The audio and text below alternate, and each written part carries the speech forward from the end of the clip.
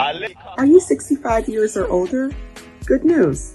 Illinois has expanded its Medicaid health insurance program to everyone 65 and older, regardless of your immigration status. Need help to apply? Contact United African Organization, UAO, WhatsApp, SMS, IL65 to 773-420-8976. It's true. For most people, your health insurance program increases as you grow older. That's why the state of Illinois has expanded its Medicaid health insurance program to everyone 65 and older, regardless of your immigration status. Need help to apply? Contact United African Organization, UAO, WhatsApp, SMS IL65 to 773-420-8976. If you are 65 years and older, there's one thing we can all agree on. Your health and well-being is important.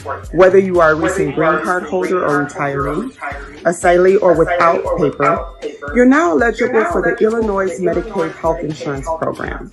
Need help to apply?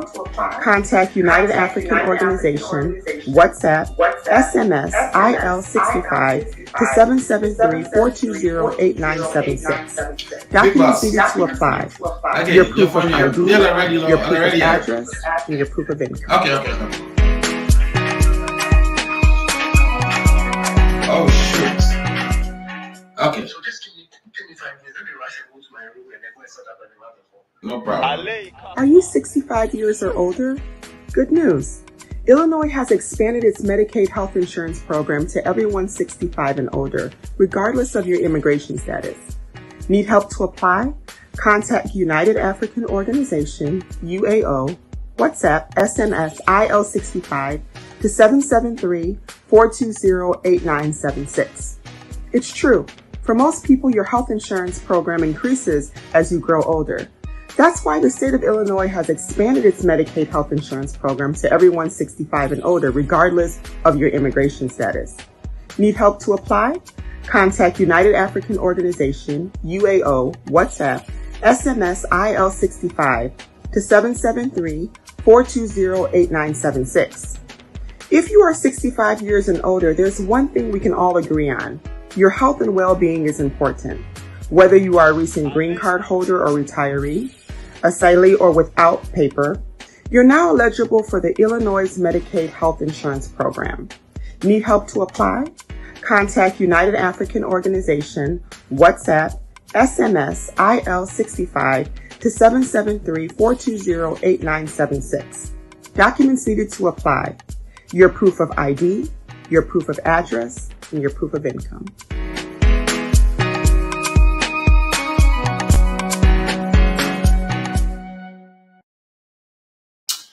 Hello. Welcome to the Ghana Agenda. My name is Alfred Amuzu. Today is September 24th. We have some really interesting guests that we'll be talking to today. Two of them actually from Ghana. And the topics are the leaked Ghana Law School entrance examination papers. We'll be addressing that with a professor of law from GIMPA. And also we are talking to another gentleman from Ghana today who would be addressing the issue of the Hong Parliament. He has conducted a survey with Afrobarometer. He works with Afrobarometer, but I think he himself is a senior program officer at CDD-Ghana, Center for Democratic. I think he will explain all that when he gets on the show. But we're talking to these two individuals or these two gentlemen from Ghana, but also we'll be joined by my regular panelists. I'm talking here about Afar Mayo, the Kojo DCs, Paul Isosus, and Lifetime Legacy. And it would also help me to digest what we would have heard from our guest from Ghana today. So if this is the first time you're watching the show, this is Ghana Agenda.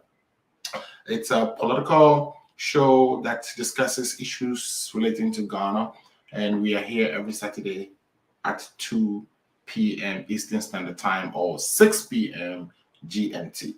We'll be right back to see how my guests are doing in the studio, and I'll bring them up so that we can start the conversation. Please share the link so that others can join and partake in this very important conversation.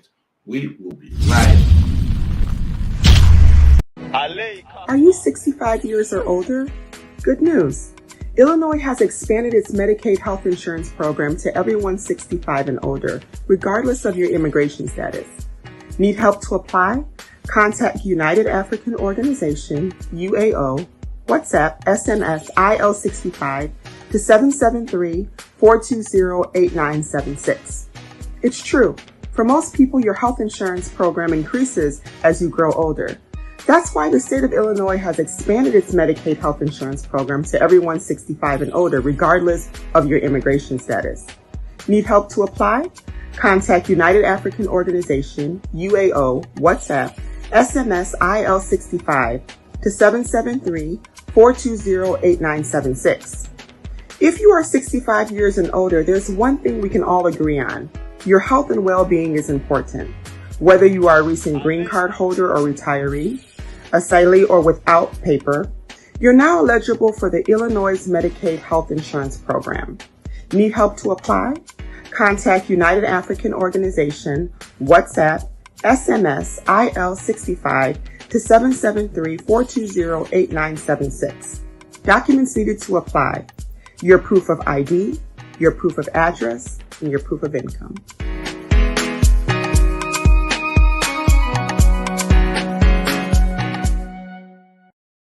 All right, welcome back to the show again. My name is Afred Muzu, and you're on the Ghana agenda. Today, it's a very, very important day for us to actually take a look at some of the issues cropping up in Ghana. This is 3 days after the birthday of Kwame Nkrumah. We used to call that the Founders Day, but of course, you know what happened. The name is now changed. But I have a guest, very important one with me today to discuss the Ghana Law School and issues that come up. I mean, they keep coming up every year. Every year, the admission process, people are trying to get into Ghana school. It's either they took the exam for the school, they pass, and they are not called to the school because other people go through the back door. There's just so much that goes on with them every year. But I do have my friend, my very good friend. I think he's saying he cannot hear me. I'm not hearing the sound chip. Okay, Derek. So he just stepped back out of the studio. He's gonna be back. Okay. All right. So basically, we want to talk about that, and I have a professor from one of the universities in Ghana called GIMPA. He teaches law in the business school, and he will be helping me digest what the issues are. Why do we even need this exam to start with? Sometimes. For instance, in the United States, you take the LSAT, which is the law school admission test, before you get into the law school. But this is not after you've already taken a law program. But Ghana, it's just a little different. You actually have to go take a LLB, which is a bachelor's degree, I suppose, in law. Then you come to take an entrance exam into Ghana Law School, which is the only school that is actually qualifying people to become lawyers in Ghana. But in the United States, for instance, you don't really need to go through law school to start with. You just need a bachelor's from anything. It could be engineering, it could be biology, it could be whatever. But then you administer the law as a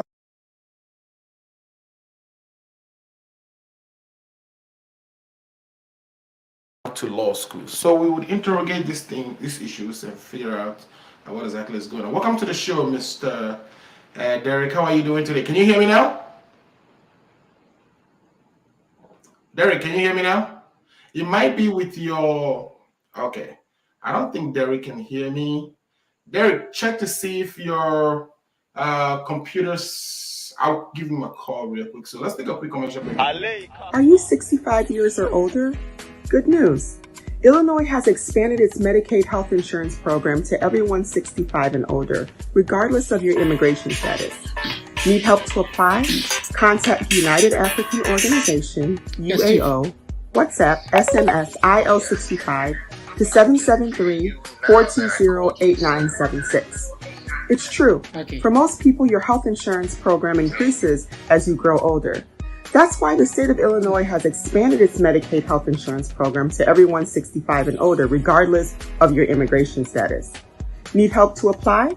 Contact United African Organization, UAO, WhatsApp, SMS IL65 to 773-420-8976. If you are 65 years and older, there's one thing we can all agree on. Your health and well-being is important. Whether you are a recent green card holder or retiree, asylee or without paper, you're now eligible for the Illinois Medicaid Health Insurance Program. Need help to apply? Contact United African Organization, WhatsApp, SMS IL65 to 773-420-8976. Documents needed to apply: your proof of ID, your proof of address, and your proof of income.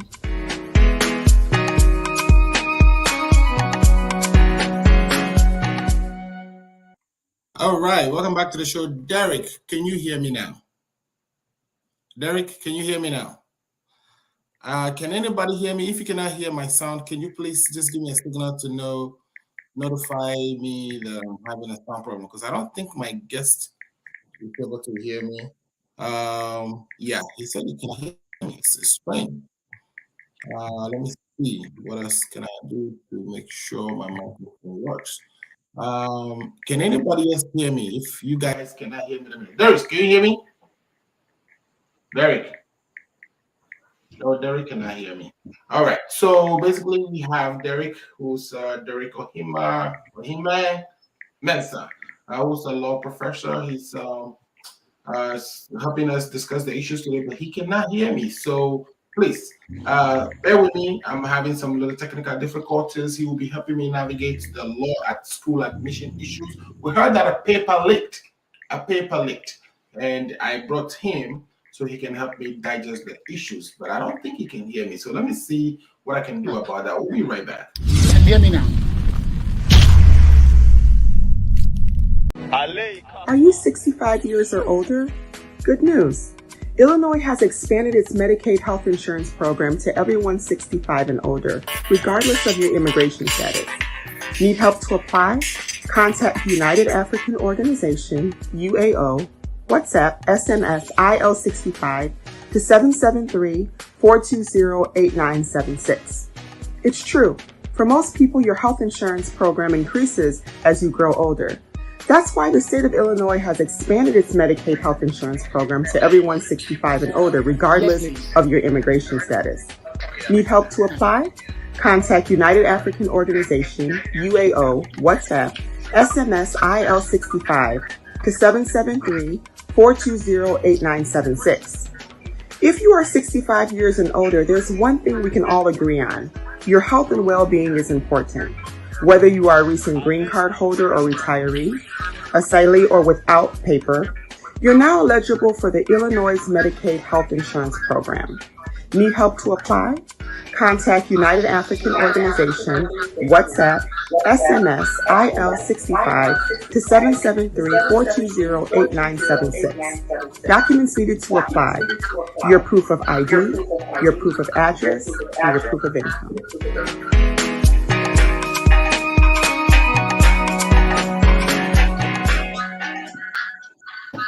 All right, I'm back to the show.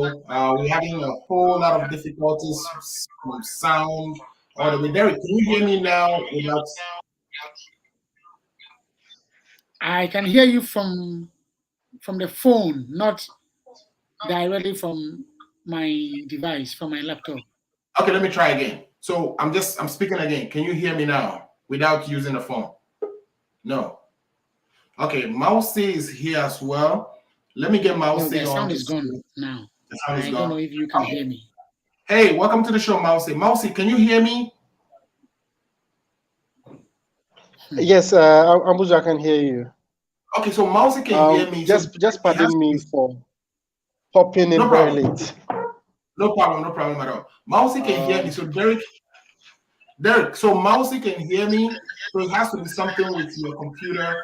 Check to see if your mic is connected, reboot, and then maybe join the show again. Okay.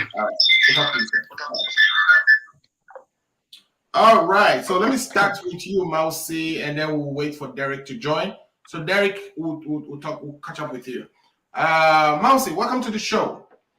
Again, this is It's a political show. We discuss issues, happening in Ghana. And I happened to chance upon you because I was actually trying to get Felix Benga to come, but Felix couldn't come. Now, what I need you to help me with is going to be about the survey that was conducted by, I think, CDD in collaboration with Afrobarometer about the hung parliament and whether it's beneficial to Ghanaians or what Ghanaians think about it. But Derek, Mausi Dumenu, did I get the name correctly? It's Dumenu. Mausi Dumenu. Yes. Before we get into all the juicy conversations, I know you are a senior program officer at CDD-Ghana. You just actually stepped out of a meeting to quickly speak to me. But Mausi, tell us about yourself briefly for those who are watching for the first time and are not familiar with you. Who is Mausi Dumenu? I know you went to University of Cape Coast, which is the same school I went to, but I think there's more there that I want to get to know as well. So talk to me about Mausi. Who's Mausi?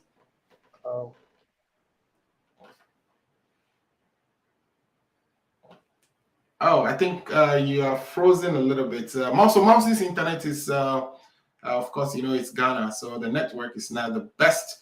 But we'll wait for Mausi's to unfreeze so we can continue the conversations. But essentially, CDD-Ghana, if you know them, they are the Center for Democracy. It's what we call here a non-profit organization, but they are more a CSO, which is a civic society, and they help do all kinds of researches to support, governance in Ghana. And so I'm waiting for his internet. Internet in Ghana is not the best, but they have conducted a survey, a very important survey, and some of the things they actually found are very interesting. You would think that as we have a hung parliament, that there should be benefits accruing because, of course, it helps us actually interrogate all the issues very well before legislations are passed or when the legislations are passed, whatever. Like we even realize that, especially when we're talking about something like e-levy, we have all these CSOs, Imani, etc., doing research and informing us of our choices. So they have a very important role to play in our democratic dispensation. And this time around, CDD, in collaboration with Afrobarometer, took a look at the hung parliament that we currently have. When I say hung parliament, we are talking about where the NDC has about 133, the MPP has about 134. So it becomes a little gimmick, especially when somebody is sick. That is when they introduce some legislations. You know what has happened over the years since 2021. So Mausi and his team actually took a look at that. And I don't want to preempt his findings, but I have Mausi here himself who's going to tell us all about it. So Mausi, tell us about yourself quickly, just so we can get to know you better. And I want you to, after that, answer a few questions for me. So who is Mausi Dumenu? Talk to me. It's all right. Alfred, thank you very much. Before that, let me apologize to your viewers. I'm having very terrible internet connections. I'm currently not in Accra at the moment, and so the internet connection can be a bit bad. Okay, so Mausi Dumenu is a professional. He's a team lead for elections at CDD-Ghana and a senior programs officer. And I have been working around some research around electoral issues as well, and I do a lot of program stuff for CDD-Ghana. That cuts across security sector governance as well. And so Mausi Dumenu contributed in the Coalition of Domestic Election Observers election program for 2016 and then 2020 elections. And so I can quite see that now a bit of my forte is beginning to strengthen around it. All right. So briefly, that's about me. So Mausi, you are really a big man. That's from the what we will call a big man, right? From that standpoint. Oh well, I don't see it that way. I don't see it that way. Well, to be honest, I'm really excited to have you. And I know what you're doing in support of our democracy, and the researches you do, the studies, the things you look at are contributing very positively to us who are not in that field, especially those of us in the United States who watches or follow Ghana politics. We really appreciate every single effort that you put into help us. So we are grateful to have you here today to discuss with us your recent study of the parliament. So Mausi, let me ask. I also have with me Kakape, who is a communications director for MPP in the United States. He might have a question or two for you. He's joined us at this moment. Kakape, welcome to the show. All right. So Mausi, let's start. No problem. Thank you. So let's start the conversation. How you doing? Mausi. Pretty good. I have Mausi here with us today, who's all the way from Ghana joining. He's a senior program officer at CDD-Ghana, and we are blessed to have him. So if you have any questions, hold it, and then I'll run my questions first, and then you can jump in and also, ask him a thing or two about what his study is about. So Mausi, let me start. What was the purpose? What actually triggered this whole research that you just conducted? And the research I'm talking about is you went and looked at whether or how people felt about the hung parliament. What I mean hung parliament is parliament being divided between the two parties. This is not something we've had before since independence. First time we actually experiencing this. What was the trigger? What motivated this survey? Okay, Alfred, thank you very much. I think it will be good, just before I come to the motivation for the survey, it will be good to give our viewers a brief background about how Afrobarometer goes about its work. And then I'll just come into how the issue about hung parliament just came in. So Afrobarometer is a Pan-African research organization that is interested in making the opinions of citizens of all the African countries or the countries where we operate matter. And so by so doing, the tagline for Afrobarometer is what let the people have a say. And by letting the people have a say, it means that we collect public attitude survey or survey information from citizens from the countries where Afrobarometer operates. I think currently it's about 38 African countries. And that the findings feed into public discourse, because obviously if a citizens cannot get opportunity to go straight to the president and talk to him, probably the best shot that they have will be their local councillors and to some extent their members of parliament. And so the best way, and all citizens cannot meet all these people, so the best way to channel the concerns or the voices of the people is through a survey that gives a good sense of what citizens are thinking or perceiving of on specific issues at a particular point in time. And so for Afrobarometer, Afrobarometer started operations in 1999. And so between that period and then now, 9 different rounds of surveys have been conducted over this period.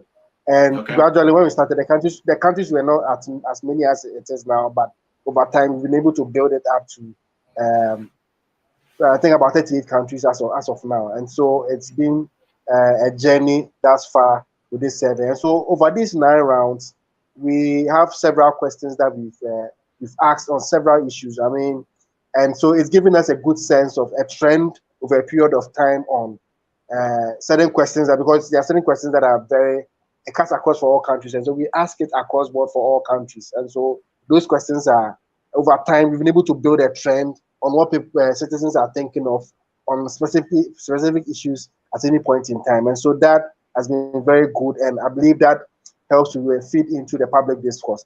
And so when you look at it critically, we have this round 9 survey that we did for Ghana. Okay, so I think some countries would have theirs. I'm sure some will have theirs before the year ends, or others will probably move into 2022 or so for theirs. But for Ghana, we had our survey in the year in April of this year, somewhere in April of this year, and the performance, the Afrobarometer has several questions over maybe about 100 questions or even more questions that looks at issues around the economy, citizens' well-being, or their perceptions about their own well-being. It also looks at their attitude towards democratic institutions, elected representatives, governance, issues around corruption, and looks about several issues in there. So the questions are very, very bulky, And so just to come to the issue, so we didn't specifically go out there to, look at just hang parliament. No. So what Afrobarometer does is that we have certain standard questions that cuts across all the what do you call it? All the countries. And so those questions are there are standard questions that you find in practically all the countries that will be fielding Afrobarometer questions for that particular round. But then within each country, you know that we have several African countries, almost about 58 or so, which have their own peculiarities, their own complexities around issues and all that, and emerging issues that occur. And so Afrobarometer leaves room for a number of questions that we call the country-specific questions. And so the country-specific questions is what gives maybe our national pattern. So CDD-Ghana is more like a national pattern for Afrobarometer that conducts the survey in Ghana on behalf of Afrobarometer. And so for CDD, we look at the contextual issues that are happening within the country, and then that had garnered a lot of maybe public discourse. And then we try to then coin questions around it to feed into the public discourse. And so one key issue that we have at the time was the issue about the hang parliament. I mean, from the 2020 elections, how things turned out. Now NDC, which is the opposition party, has 137 out of the 275 seats. MPP, which is the current government, they dropped votes. The ruling party, they dropped votes, and then now they have 137. What do you call it? 137 parliamentarian seats, correct. But then there's one independent candidate who broke away from the MPP to form to go to contest as an independent. So he has chosen to do business with the MPP, and so the MPP hangs on loosely with him as an addition, and so that makes it roughly 138 for MPP as against, or maybe the majority in parliament. It makes it 138 as against NDC's or the positions 137, and so that had, it was a marvel for us, and like, oh, this is something that we've never experienced within our parliament, because each and every time we have a majoritarian sort of outcome where whoever wins the presidential almost absolutely wins the majority in parliament, and so they have the absolute power to do whatever they like without regards to what citizens are thinking. And so we thought that, okay, now this hang parliament is interesting, because there were a lot of expectations for this hang parliament, including myself. I had a lot of expectations that I was expecting this hang parliament to be able to deliver for Ghanaians. And so, so there was a lot of talk on radio here and there, even within our civil society space and all that, because we felt that this hang parliament is well positioned to be able to help push a lot of accountability, help be able to push our democratic processes a bit forward. And so we decided to then, aside all the anecdotal conversations and anecdotal evidence that we have, why don't we then introduce some specific questions around the hang parliament in the Afrobarometer survey that we're fielding for round 9 in 2022, just to give us empirical information about what citizens are thinking in terms of how they expect parliament to function. And so that explains why we were able to have some questions around the hang parliament. So there was another topical issue, for instance, the e-levy. So we had questions around the e-levy as well, just to give us some empirical information on what do you call it, on what citizens' attitude are towards these concepts, or these concepts that are a bit novel to us. And so that is how come we've come this far.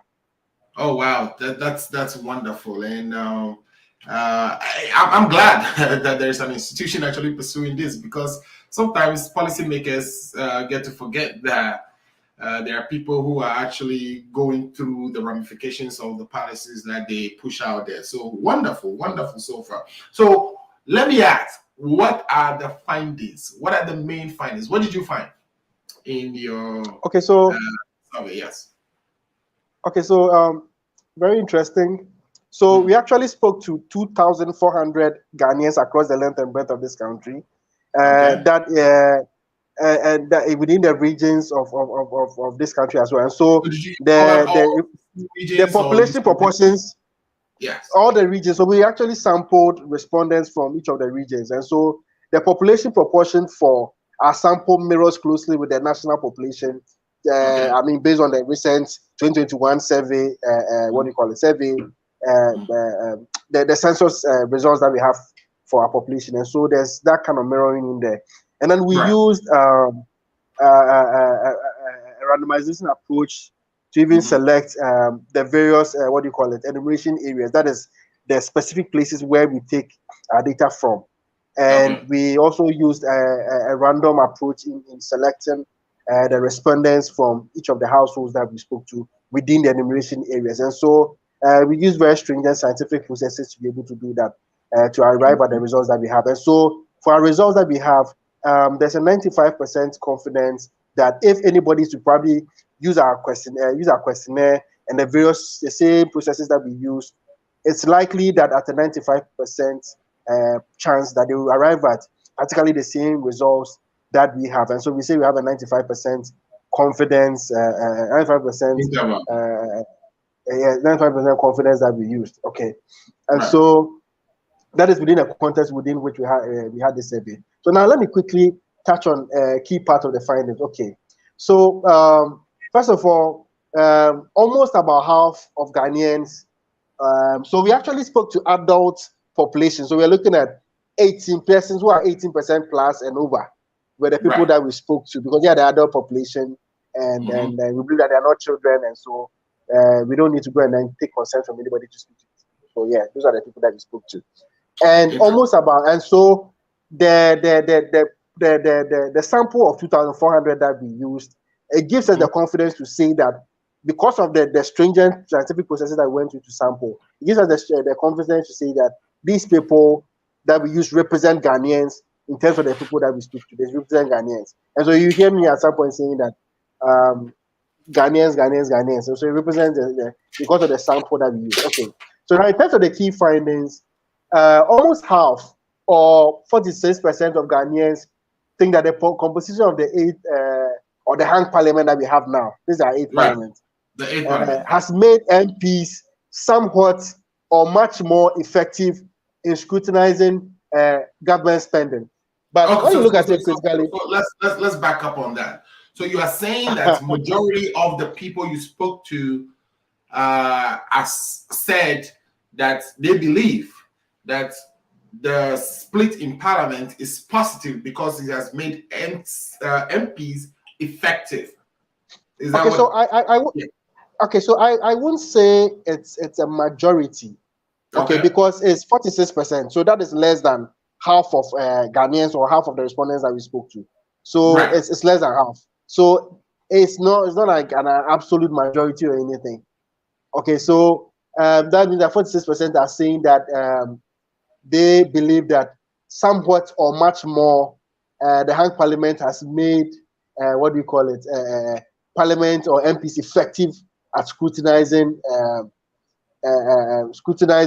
the government in terms of their expenditures and in terms of keeping government accountable. And so yes, in addition to that, on the other side, there's only fewer people that also think that MPs have been more effective at passing laws. So that's just about 39% that are saying this, or are more likely to cooperate and then build consensus with members of the other political parties. So that is also another 39%. And so when you take almost maybe 4 out of 10 Ghanaians, they are saying that they are giving these views about the effectiveness of parliament in passing laws and about members of parliament, cooperating and building consensus on issues.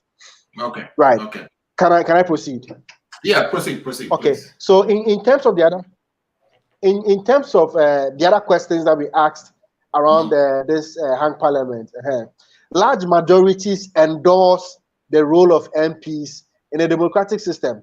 And let me break it down, okay, in terms of the specific responses that came with it. Okay, so more than 8 in 10, that is 82%, say Parliament should monitor how government spends taxpayers' money. Okay. And 3/4, that is 75%, say MPs should make laws for the country, even if the president does not agree. Right. So 75% are saying this. Right. Okay, so let's bear that in mind. The third major finding around this also has to do with Ghanaians who are sort of, divided on who is responsible for ensuring that MPs do their jobs. 38% say it is the president who should ensure that MPs do their job, while 35% say it's the voters that should do ensure that MPs do their job. Okay, but this is contentious. We need to really interrogate this issue very well, because it's actually citizens that are actually supposed to put MPs on their toes to work. Right. And so citizens need to realize the role that they have in terms of when it comes to the role of MPs to get them to work. So you think there's a little bit of gap between what the citizens should actually be doing and what they think they should be doing, and perhaps maybe yes, I think yes, there's a bit of gap there. Okay, go ahead. Oh, I think there was a break in the line, so I didn't really catch. Oh, okay. So so just precisely as you are saying, there's a bit of gap in there in terms of how citizens perceive the who should be able to keep their MPs to work. And so citizens need to understand that they have like a very big task to keep their MPs to put them to work, because first of all, it's citizens that gave MPs the mandate to become their representatives, and so they are the same ones that should be able to keep they should be able to keep them to work. And so if they feel that the MPs are not really working, they should be able to be writing petitions and letters to them, be organizing protests against them, just to get them to work. If they think the MPs are not meeting them enough to come to explain the laws that they've passed and all that, they should be on their neck to be able to get them when they are on recess to come and then do these things. So if it ties into the next finding that I think the subsequent finding that I want to talk about. So tied to this is also another one that says that most Ghanaians, about 85%, say that their MPs never or only sometimes listen to what the people have to say. That is 85%. So that's a huge number. And it's on the contrary, it's only 14% that say that parliamentarians often or always try their best to listen. Now let me touch on the last one, and then maybe we can open it up and let's see how the conversation is. See what other. So more than 2/3. So the last finding says that more than 2/3 or 71% of Ghanaians give MPs a failing grade on their performance over the past year. And so when they were asked to rate their MPs, they give 2/3. So yes, they failed their MPs. In the past, was it where we had people less than 2/3 actually giving there's a break you're like, Alfred. Okay, so historically, what was the grade? I mean, I'm sure you've asked this question in the past. Was it better than what you found this year? Oh, I think he's frozen again. Ghana internet. Oh my God. So guys, you've heard our brother discuss his findings with us. And I can't put my hand around the fact that people still think it should be the president's job to tell parliamentarians what to do. What do you think about that, Tefa? And then I'm going to bring the law professor in so we can start this conversation as well. What do you think about that, Tefa? Do you think it's the president who should be talking, who should be actually getting parliamentarians to do what they're supposed to do to explain the laws they pass to their people. It should be the people. It should be a bottom-up approach. What do you think about that?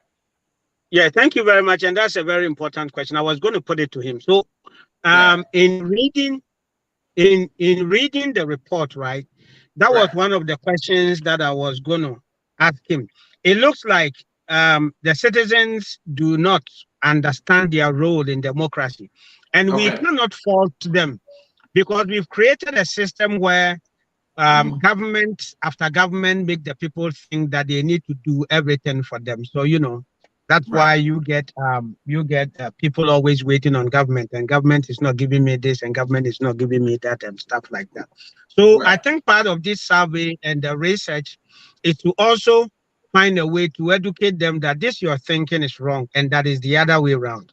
If we allow people to think that it is the duty of the president to make parliamentarians work, that is why some of us have been advocating through constitutional reform that we have to even decouple or demarriage this link between the executives appointing MPs, because you know that marriage is some kind of a responsibility where the MPs on the part of government think that it is their duty at all times to favor government.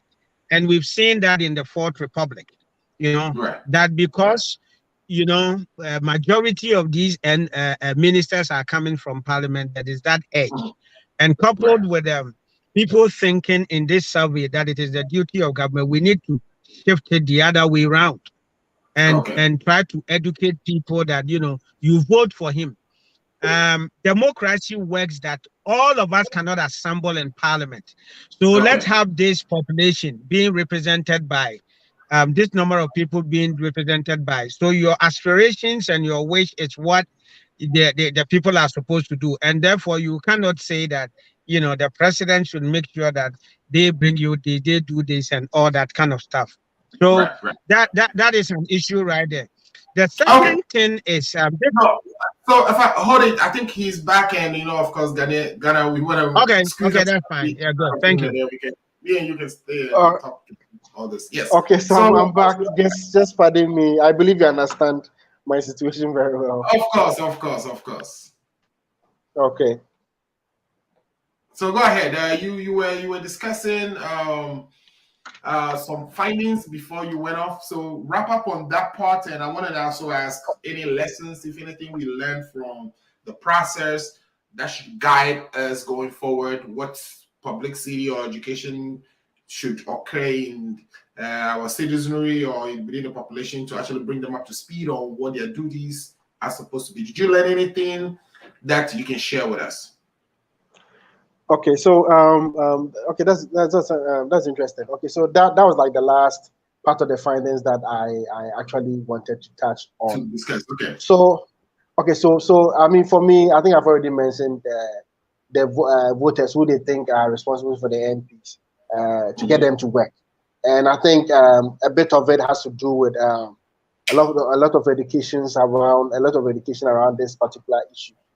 And it's also interesting to note that, you know, citizens are saying that the hung parliament, I mean, in terms when it comes to, for instance, breaking down, let's say, the effectiveness of the hung parliament. Okay, so let me go into it.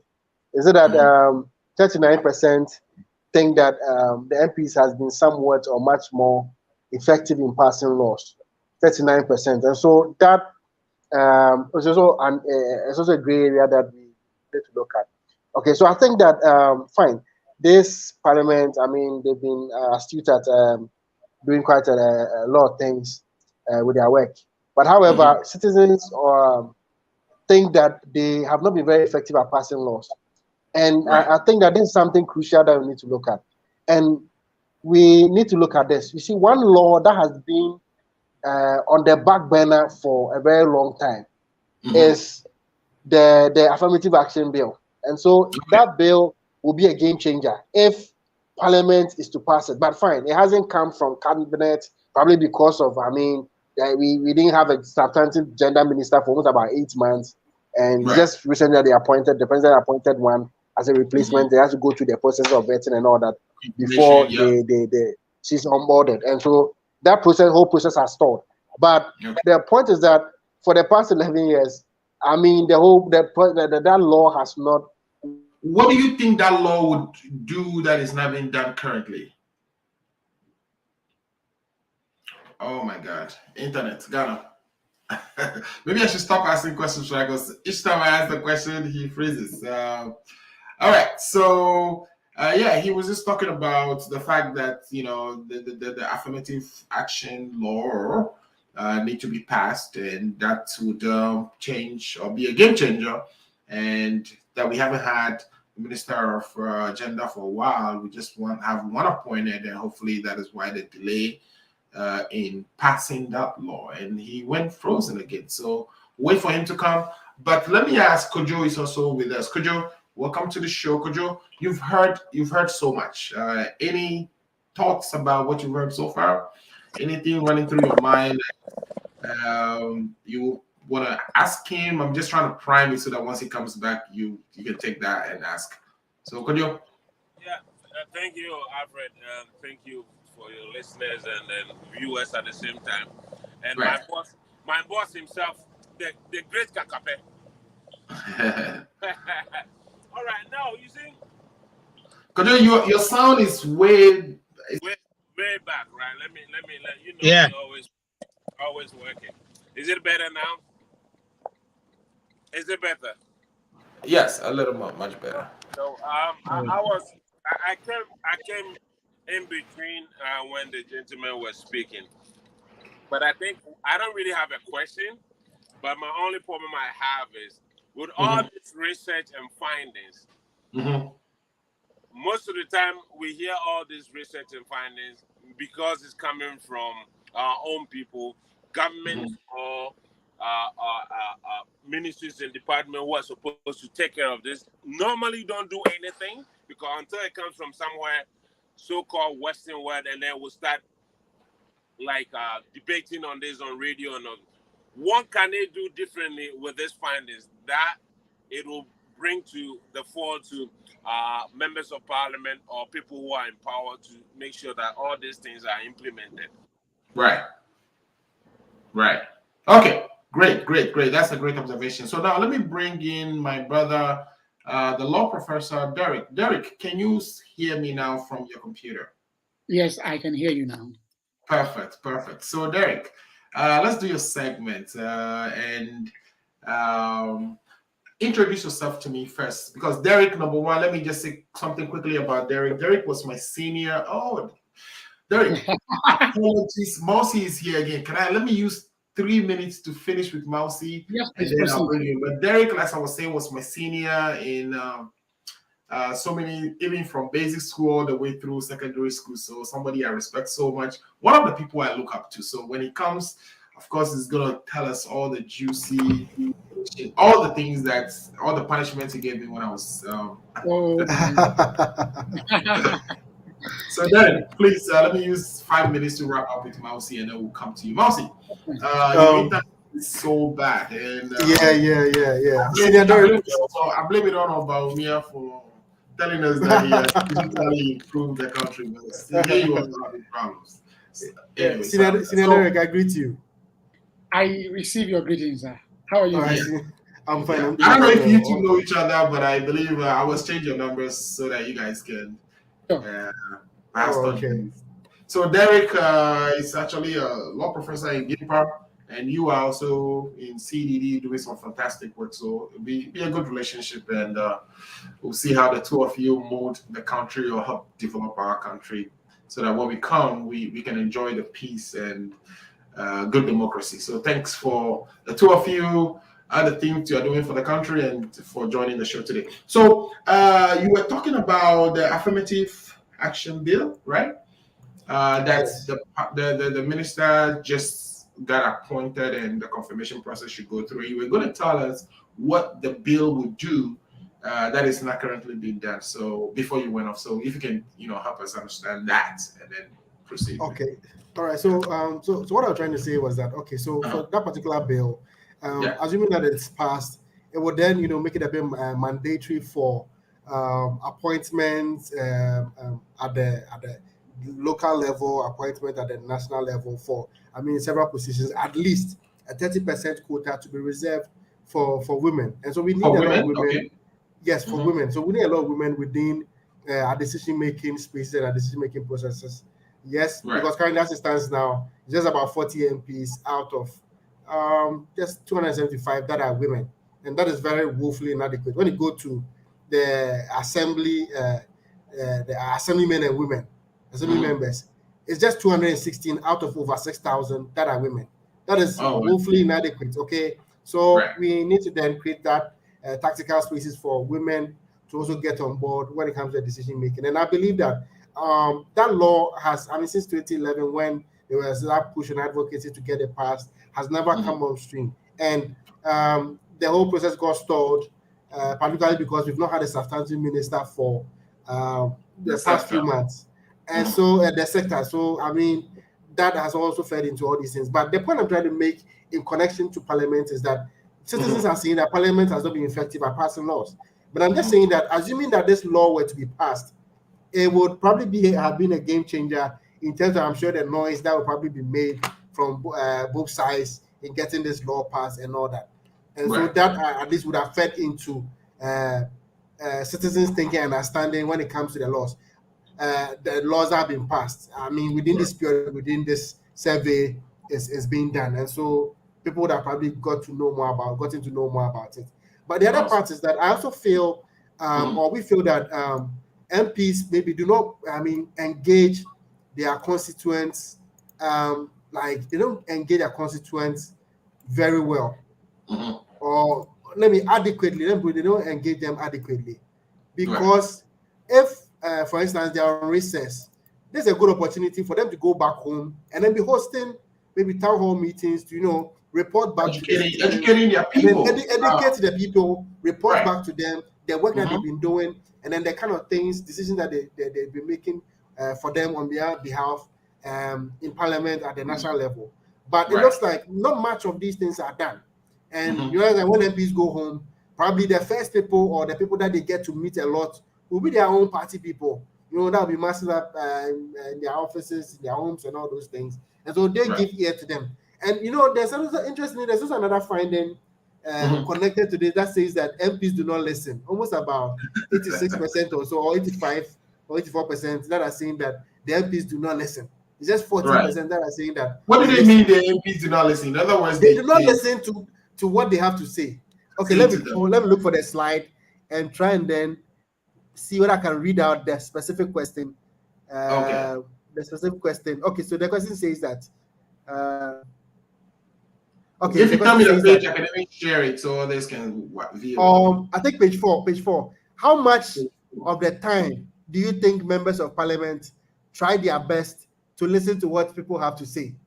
Okay. How much? Okay. And I mean, when you look at the findings carefully, it's just about, when you put all the various category responses together, it's just about a small number that says that the MPs actually listen. That's interesting. That, I mean, just about 40% or so that say the MPs actually listen to them. And so it means that, okay, one, I've already made a point that I don't think the MPs, they're engaging enough, they're educating their members enough.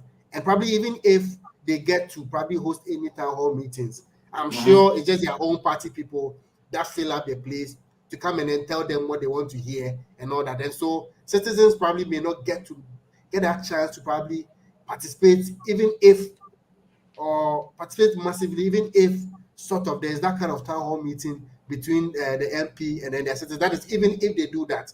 And so this kind of creates some gap in terms of the kind of information that citizens are supposed to get about the work of their parliamentarians and about the work that they do. And so I believe that if these opportunities are being created for by MPs to engage their constituents, it would help them, their citizens, their constituents, to be able to understand their role even better, so that people will not misconstrue that role of an MP being, what do you call it, a development agent. Meanwhile, his role is to represent his people. His role is to make laws. His role is to keep. Right now, everybody thinks their role is to build roads for them.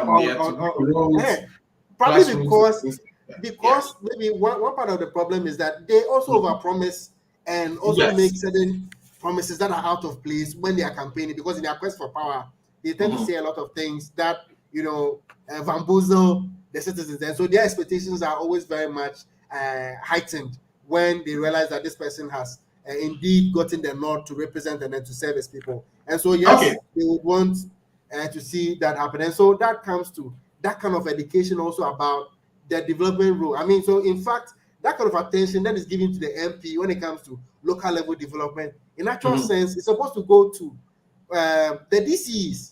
But these people are also appointed by the president. The president. So the accountability to the president and not to the people. And so, I mean, there's a lot of fixing that we need that to needs to be done. Yes. Right. I think once we start voting the DCEs to office, that should alleviate some of these problems, because then the people will begin to hold them accountable, because they would have seen that we voted you and we can take you out rather than the president appointing you. I'm learning so much from this conversation. It's something that we've been really pushing at our end as CDD with some civil society organizations in the country, and then we think that is the way to go. At least, if not for anything, the basic thing is that we should be able to elect our MPs. I mean, our DCs. I mean, before whether the partisan or the partisan base or not will come in, at least that basic rule needs to be established. And our findings from some local government surveys that we've done shows that citizens are really rooting. 76% are really rooting for their DCs to be elected. Right. So quickly, maybe with some 2 minutes, if you can tell us any lessons. Are there some winners out of this? Are there some group of people who we can call winners because of the nature of the parliament we currently have, or are the citizens winning as a result of the hung parliament, or is the majority losing, or is the minority winning? Who are the winners and losers? And if there are any lessons we should carry from these studies going into 2024? Okay, so I think this question is an interesting question. But is it possible? I know we are talking about hung parliament, but I was talking about Afrobarometer, but CDD also did a post-election survey somewhere last year where we had a few questions around the hung parliament. I don't know whether I have the opportunity to do that. Let me absolutely. Let me just throw that in to give us some empirical basis around the conversations that we'll be having, so that I can then go for it. Okay, so we asked citizens about their expectations about the hung parliament. Their expectations about the hung parliament. This is a survey that we did. This is a CDD survey in 2021, post-election survey. And the fact is that there was a lot of expectations from members of parliament. So this is a positive side, and then the negative side was also there. One was that almost about, for 8 in 10, close to about 8 in 10, on a number of things that they expected. So 8 in 10 said that they expected. So the question was, in your opinion, how likely or unlikely is it that the current parliament with the NPP and NDC having an equal number of seats will force or ensure full attendance of MPs during parliamentary sitting in parliament? So 80% said this current parliament would ensure that there's full participation. The other part, have we seen that? Have we seen that though? Because we know how this was going. I know that Speaker of Parliament has still been complaining, because it was also my expectation, and along with the whole other Ghanaians. But I heard the Speaker of Parliament complaining once about this, and I think Joe Wise has also complained. The First Deputy Speaker has also complained about this, and attendance has also been affected in a lot of sense. And the point is that you only get full attendance if there are contentious issues, like contentious issues or contentious bills to pass. One of them is e-levy. You saw the way they had to wheel people that were and all the kind of gimmicks that went in there just to get their numbers, show up their numbers to pass, and on one hand, and then to oppose the bill on another hand. And so, when it comes to critical issues, yes, but so that in that sense, that kind of old diehard behavior of MPs when it comes to attendance to parliament, it still needs to be interrogated, and then the whip needs to be cracked on that particular issue. So that, I mean, whatever sanctions that people are supposed to go, whether if they're saying that for 15 continuous sitting, you are not absent without any reasonable reason. I mean, the privileges committee should be able to deal with that particular issue, and you know, whatever sanctions that there is, whoever is found culpable. Now, on the other side, there was also about still on the same question, improve practice of parliamentary democracy. So 80% thought that this hang parliament is likely to improve the practice of parliamentary democracy. And another 80% also saw that it will keep the executive in check. But the question is that, has the executive really been checked? I know, even though the numbers are almost equal, then the minority in parliament has been pushing very hard to try and get a lot of ministers to be able to come and account for quite a number of things. It's been very difficult, for instance, when it comes to finance issues and when it comes to COVID-19 expenditure and all that. I don't think there's been that kind of full level accountability around these issues that will satisfy our citizens. I don't think so. The expectation is very high, but in terms of delivery on that, for me, I think there's a shortfall on that. And when it comes to what aid scrutiny of international contracts, it's 73% or 7 in 10 that said that this current composition of parliament will be able to help them. Because you realize that in times past, because the majority had that absolute majority, they were able to bulldoze a lot of everything through parliament, and a lot of them through without much scrutiny. And a lot of these things have come to harm the country because people do not like the energy contracts that we are currently the whole lot of debt, what do you call it, judgment debts that have come just because later on people came to abrogate or try to amend certain contracts just to favor the country or the reverse. And so all these things have led to a lot of debts that we are paying, judgment debts that we've been paying for a lot of years now. And so there's that was that kind of expectation. And I believe that maybe it's early days yet for us to be able to come to a conclusion on whether that has been fully delivered or not. And so maybe subsequently another survey will help us to be able to distill that. And so on the other side, let me touch on the negative side as well.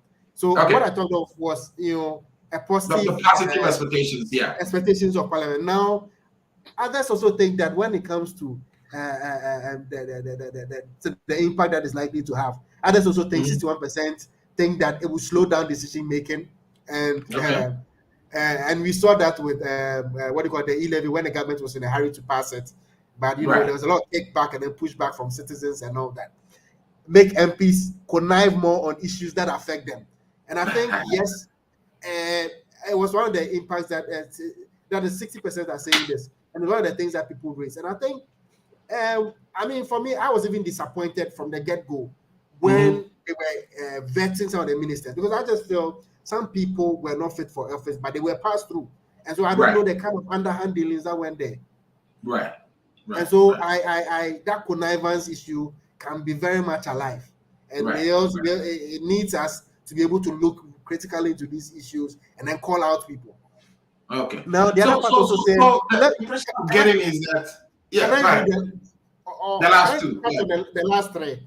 So another 57% said it would disrupt the NPP government's business and agenda. So I think at least we've seen how we've seen that played out, and 55% said it will make business persons unsure of the outcome of government policies and programs. And so that would also require a bit of interrogation from the business community to get a further sense or fuller sense of the extent to which this is playing out. And then 35% thought that it wouldn't make any difference at all. And so at least these were the expectations from citizens when it comes to hard parliament from our local government survey that we conducted. And when you just oppose that to the 2022 edition of the Afrobarometer or the Dramai, which also gives us another angle to the story. All right. So I see some sophistication of the average Ghanaian citizen who you guys have been engaging and trying to get answers out of. I can tell that people are really engaged. People are really thinking through the issues when they are answering these questions. But let me switch over to the other guests to see if they have any question for you. Let's start from Derek. Derek, do you have any question for my brother Mausi from all the presentations you've heard? Yeah, thank you very much. I just want to find out from all that you've gathered, do you think Ghanaians understand the role and the function of a parliamentarian, basically?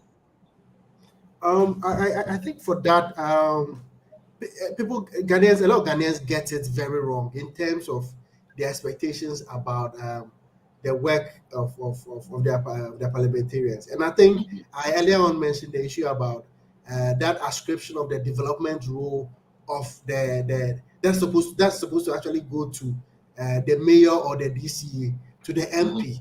And these things stem from how MPs present themselves when they are candidates, the kind of promises that they make, that they'll make sure that this road is fixed. But you know that you have to go and lobby for these things, and so you are not necessarily the one who construct it, and the kind of promises that they make. So it places a lot of huge expectations on of the citizens on them, and this is what I think they've been doing since 1992. And so over time, that core function of their role as representatives of the people in parliament, and of they being passing laws for the country, and also looking at issues that has to do with scrutiny of the government, has been lost on the citizens. And so citizens want to focus more on the other things that are within their local government area settings that ordinarily should have been directed towards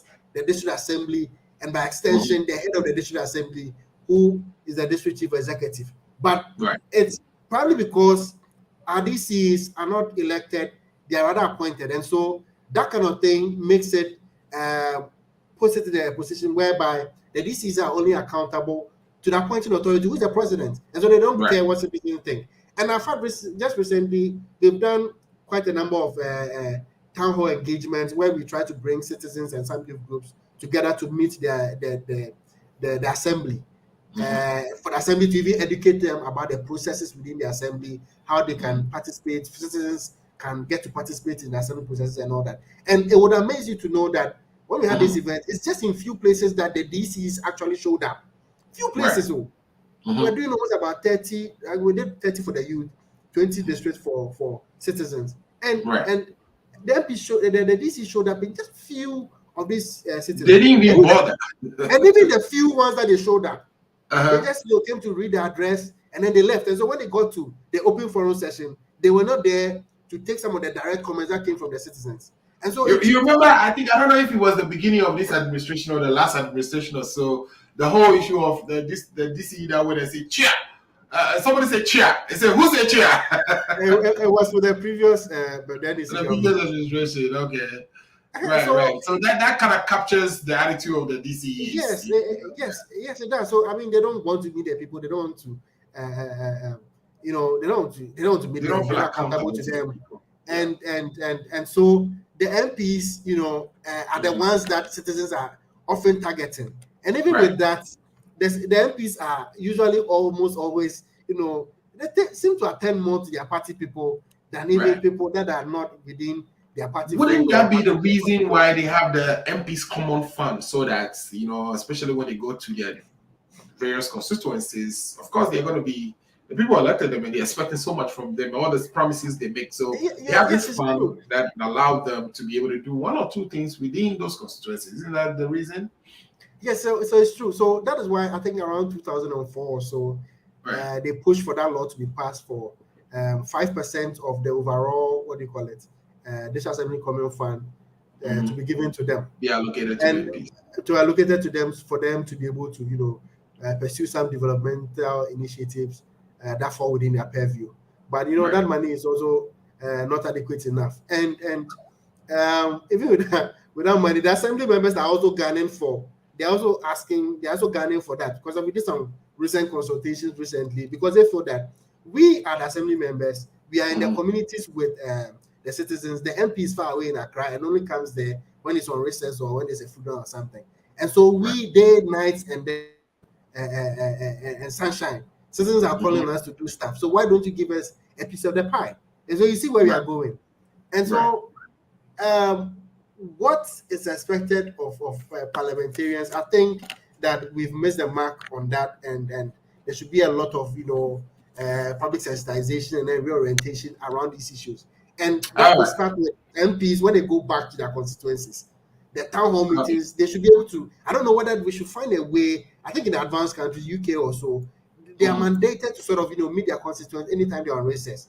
We should be able to have systems like that where MPs are mandated to meet their constituents. We find most of them coming to the US here to. We find most of them coming to the US here to cool off. To cool off. So that should be done to at least get them to be able to get opportunity to interact with their citizens and let them know what is happening at the national level, the kind of laws that they are making, how beneficial are those laws, so that they don't pass laws that will harm their people. Excellent. Okay, great. So let me have one more, and I'll give this to Kojo. Kojo, any question or comments from what you've heard so far that you want to ask of our brother Mausi? Thank you very much, Alfred. Thank you, Mausi, for doing this. But this is something that I want to ask you. Looking at the composition of our constitution, or for instance, the members of parliament, the fact that the presidency or the government in power is supposed to pick about 50% of ministers and from members of parliament. Do you think there should be a way where that thing should be changed, so the legislature will have the power in terms of quote unquote monitor or guide the executive in terms of how policies are made? Because at the end of the day, you have 50% of, let's say, 137 members of parliament, which are appointed by the president. At the same time, they are supposed to be the one checking the executive. How well could this be done, and what do you think they should be done about that? Okay, so I think you've as a question, but I just feel you've probably answered the question yourself. So I am of the view, and even those of us at CDD and those of us in governance are of the view that this is actually the way to go. That we actually need to get, some changes around this, to have an amendment that will just yank off that kind of law that expects the president to appoint almost about 40% of his ministers from parliament, because that affects the way parliament functions. And so it means that, first of all, every parliamentarian would, especially within a ruling party, would want to be appointed into government, and so they wouldn't want to do or say anything that will go against the president or the position of their party in any way. And so everybody will be gunning for it. And so that is one. The other part is that, and so they will not really scrutinize bills that they're supposed to pass and all those things. And so they'll just go for the easier route by supporting their party. And so that has really hurt us so much as to where we are today, with all sorts of judgments that's floating around, all sorts of bad debts and all sorts of bad deals floating around that are hurting the ordinary citizens.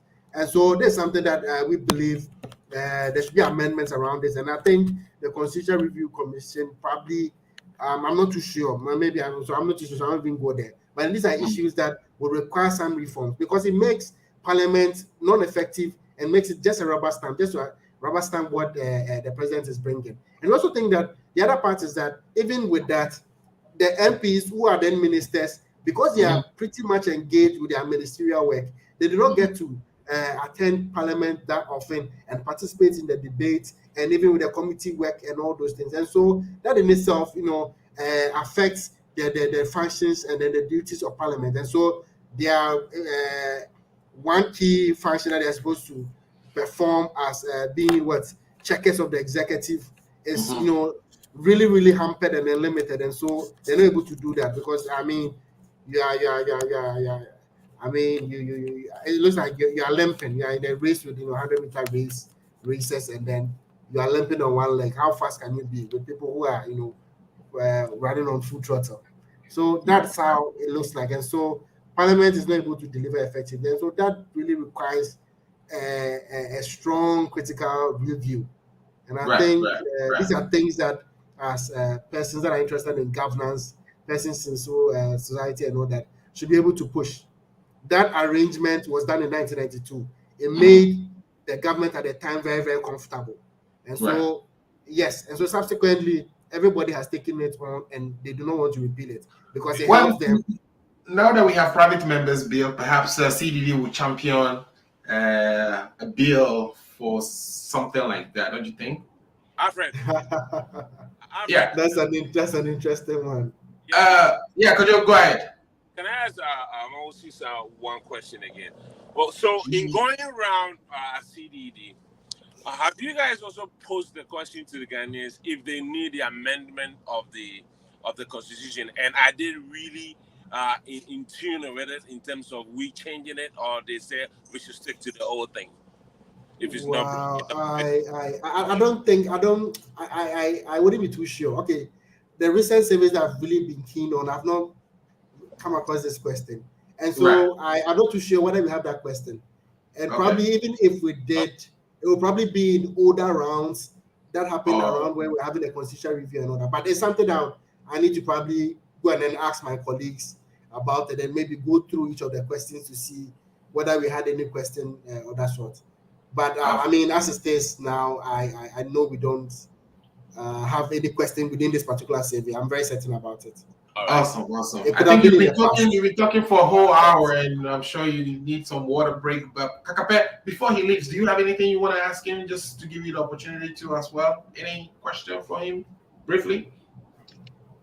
Yeah, the question is that when you look at the research questions or the survey questions and the responses, obviously, they had either a different understanding of the question other than what the survey was trying to arrive at.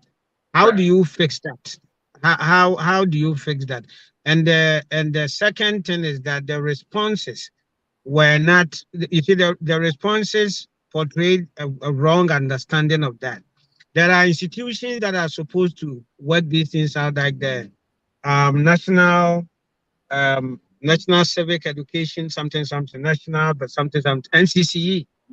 Yeah. Do you link up with some of these people to correct it so that you don't go back and get the same feedback that, like you're talking to people that what you're asking is if they did find that the questions are not being properly answered, or there's education needed, do they work with NCCE to kind of ensure the education is doable? Okay, all right. So is that a question? Yeah, is that he's asking you if you guys collaborate with because there was a break in my line, so I kind of missed out on a bit. I kind of missed out on a bit of the conversation at the time. Okay, so for NCC, we tend to engage them a lot, or collaborate with them a lot on some of the projects that we have to enhance their work. But you realize that NCC is one of the most under-resourced organizations that we have, government organizations that we have. And so they're a bit hampered in terms of dedication, the outreaches that they're supposed to do a lot. Because, I mean, for instance, when you have to move to the rural areas, you need a bit of fuel to be able to, fuel vehicles. Some even don't have vehicles. Some of the district offices don't even have vehicles. If you are lucky and you have a vehicle, it means that you don't even have resources to fuel it. I were just doing a project evaluation, and I had some of them in our meeting just this evening, just before I just stormed out. One guy said that he actually has a vehicle for his district, but then he has to buy fuel into the vehicle by himself, and even for the money, so he has to buy fuel. So now things have really really hit him hard. So I think the vehicle has been packed because he cannot keep on fueling out of his own personal expenses. Now I'm sure you don't even get the investments for a whole year. NCC has only received just about 1,000 Ghana cedis out of what they're supposed to receive, and that is also for some communication or something. You see, and so it means that the money that's supposed to go to the organization, they don't what they budget for. They just get peanuts out of it. And so maybe all the expenses for their organization will probably go into, let's say, will probably go into Will probably go into salaries, emoluments, and all that. And so the rest of it, when it comes to goods and services and building assets for the organization, they probably don't get anything. And so that is more worrying. And so a lot of times, we are quick to point out the NCCA as the organization that needs to lead, public sensitization and education, which is rightly so. But the point is that they don't get resourced. Right. They are really under-resourced, and it's a crime. So that's how come I'm passionately advocating for them. And for us as CDD, anytime we got opportunity, we tend to advocate for them. And sometimes when we get opportunity to do some of our work, we fall on them because we realize it falls in their area. And so we provide a bit of support just to get them be able to do the work with us so that we can get the work done. And how do you guys get funding? I mean, where do you guys get money for all these things that you do? So we are We are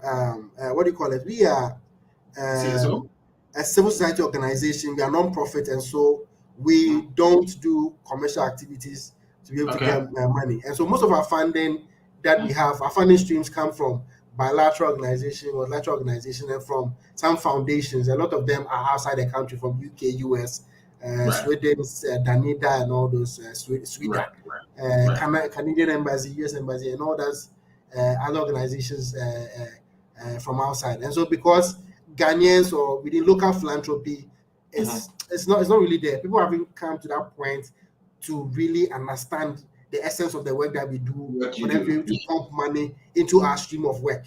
And so that really hampers the work that we do, but we get most of our funding from outside to be able to do the work that we do. All right, good. Kakape and his friends here have some deep pockets, so I would pray that they contribute some, or they send some dollars your way.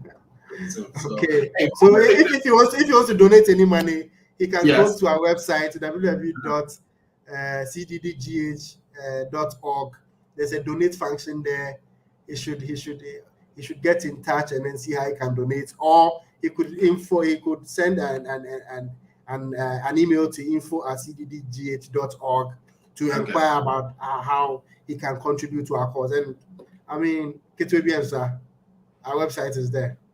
Thank you so much. And I would be selling that too. I'll get the information from you so that every now and then we'll put it out to people who are interested, so they can donate to the cause. I think you are doing some very important work for our country, and we are very grateful. We can all those of us from outside looking, thank you so much for all the good things you are doing, and at least spending more than an hour explaining to us, educating us on all the fantastic work that CDD and the Afrobarometer have been undertaking. We appreciate your time.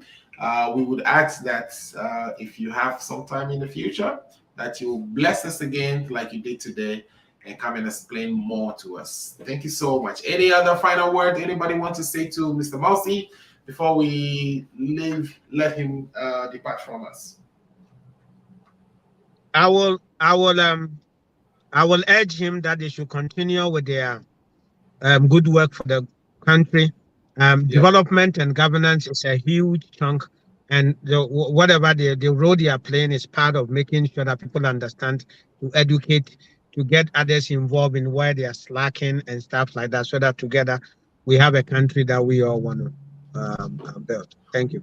God bless you. Thank you, Mercy. Thank you so much. Thank you very much, Kakape. Thank you, and to Dennis as well. Thank you very much.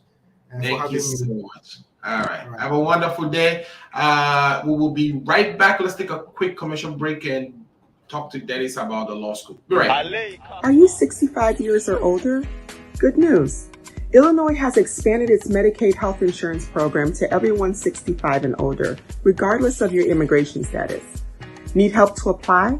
Contact United African Organization, UAO, WhatsApp, SMS, IL65 to 773-420-8976. It's true. For most people, your health insurance program increases as you grow older. That's why the state of Illinois has expanded its Medicaid health insurance program to everyone 65 and older, regardless of your immigration status. Need help to apply? Contact United African Organization, UAO, WhatsApp, SMS, IL65 to 773-420-8976. If you are 65 years and older, there's one thing we can all agree on. Your health and well-being is important. Whether you are a recent green card holder or retiree, asylee or without paper, You're now eligible for the Illinois Medicaid Health Insurance Program. Need help to apply? Contact United African Organization, WhatsApp, SMS, IL65 to 773-420-8976. Documents needed to apply: your proof of ID, your proof of address, and your proof of income.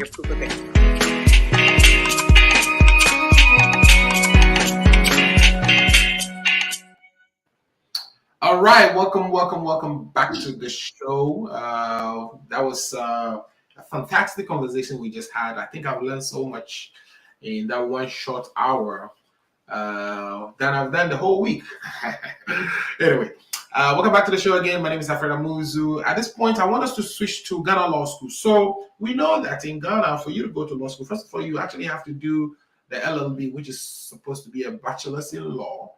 And then once you are done with that, and you can do this in several different universities. University of Cape Coast doing that, University of Ghana, UPSA, which is the University of, and then GIMPA, Central, so many different universities doing the LLB program. But once you're done with the LLB program, there's only one school that grants you the license to practice law in Ghana, which is the Ghana Law School. And you have to take an exam before going to the Ghana Law School. And this exam process, sometimes people who pass the exam from last year, for instance, we've heard about some 499 people passed the exam but couldn't get admission, and it became a problem that was dealt with.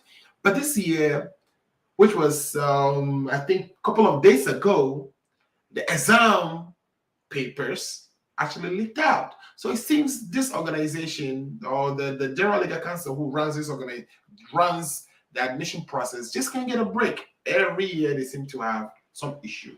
We have no other than the best in the business, teaching law and GIMPA himself, Mr. Derek Ohima Mensah. Derek, welcome to the show. I want you to introduce yourself to us. I don't know if you punished me before, you didn't, but today you're on the spot. So tell us all about it. My senior, my big brother, somebody I look up to. Derek, welcome to the show. Thank you very much. And I want to say, is it good morning, good afternoon, good evening to all your viewers all across the globe. I'm excited to be here. Thank you for the opportunity to be here. My name is Derek Ohiming. I've been teaching at the graduate and the undergraduate level for some time. From 2007, I've been doing that. And so law is my passion. I lecture at the Ghana Institute of Management and Public Administration, GIMPA, and I've been a visiting professor at other universities, including the University of Ghana and a few others around. So yes, that's me. That is what I do by way of introduction. As to whether I punished you or not, in fact, I don't remember. You know, and so being very tiny myself, I didn't have the clout to, rain any form of punishment. So, it's good to catch up with old times, and so yes, that's by way of introduction. Thank you so much. So Derek is denying whether he punished me, but we'll keep it like that. I haven't denied it. I haven't confirmed.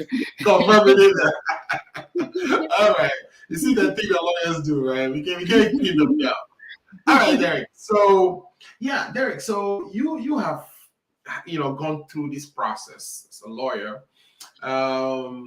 What is the problem? Why can't we just run a law school? I mean, first of all, we keep hearing about this scandals. It could be whether some people pass the exam when they're admitted. Why is this? Why can't we expand the law school? Get more people, as many as we want. What exactly is the issue here? Legal practice in Ghana is regulated. Like any other professional practice. Right. And so the practice of law in Ghana is such that you need to fulfill some requirements to enable you practice. And so the General Legal Council is the body that is mandated by law to oversee all of these, and it is based on the Legal Professions Act of 1960, Act 32, actually. Okay. And so that act allows this body to sort of ensure that there is sanity. And of course, I agree, the practice must be regulated. And so there is a need for that to be done. And that's fine. There's nothing wrong with trying to sanitize, trying to ensure that things are done properly, and trying to ensure that the unsuspecting masses are not abused and so on and so forth. And that is perfect. So the law establishes the General Legal Counsel, and they are supposed to deal with all of these things. And so you would have to go through some form of process, some form of training, and it is done everywhere else. In the UK, for example, with your LLB, you'd have to go through the bar counsel's course, and then you are called to the bar by one of the inns of court. There are 4 inns of court in the UK: Grace Inn, Inner Temple, and so on. So when they call you to the bar, you still have to go through a pupillage, a professional practice, before you can be on your own. And so you will realize that it is a practice that is sensitive. Lives may be lost and so on. And so it is okay.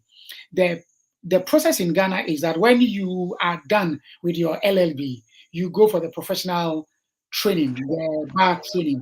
And that is done by the Ghana Law School, mandated for now to be offering that. But the General Legal Counsel says that you need to take an entrance exams. Okay. And you need to pass that entrance exams before you gain admission into that practice. And then when you are done with the training, you need to take another exit exams before you are called to the bar. We will get to that if we need to. The challenge over the years has been that that an independent exams committee is mandated to take care of these exams. And so they are supposed to set the questions, it is supposed to be administered, and then another independent group is supposed to do the marking. And so the 499 students that you spoke about earlier, was it last year or so? Supposedly, it was said that they did not pass the entrance exams. I agree with certain standards. If we set standards to make sure that we have the creme de la creme, that is fine. But you see, sometimes when you set standards and the standards you've set is such that you are shooting yourself in the foot, then we need to look at these ones again. Now, the law school entrance exams was yesterday, Friday, and it leaked. I am sorry to be admitting this is not the first time something like that has happened. There's been pockets of such incidences in the past. It may not have gone public as that of this very last one. This last one went very public because I think one of the ladies uploaded whatever onto Facebook and so on, and so it blew up out of proportion and so on. The challenge here is that you have students who are determined to be trained professionally, who are determined to abide by, to comply by all your standards in order for them to gain entry. Now, you see, the law was passed in 1960. What was the population of Ghana in 1960 when that law was passed? That is the first question. That building at Makola, where it is at the time, could accommodate Ghanaians. Are we saying that today it can still accommodate us? Let's be very objective and let's be sincere in this conversation. The population has increased. The last time a population census was undertaken, although my household and I were not counted, they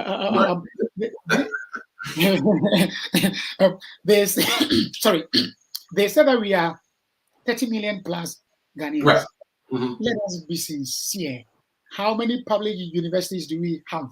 How many students were trained by the University of Ghana from when the law was passed up to now? Look at the numbers writing the entrance exams to the University of Ghana alone. And that should tell us that we have an issue. We have an elephant we must eat, whether we like it or not. We must start eating that elephant. As big as it is, we have to resolve it. I know in the past, some measures have been put in place. A law village is being constructed and so on to help deal with some of these things. But I think that practically, we need to admit the fact that we need to review our system and our practice. As to the leakages, it is a human institution. I will not condemn anybody, but that does not mean that people have done something right. You see, it is only when you compromise your integrity that something will happen. Who is setting the question? How is it leaking? Obviously, it is somewhere along the value chain, from where the questions are set to where it is printed through to the exams hall. That is where the leakage would occur. It is obvious. Section 3 of the Act 32, talks about admission into the law school. It is very clear. It says that for you to be admitted to the law school, you must have a high integrity.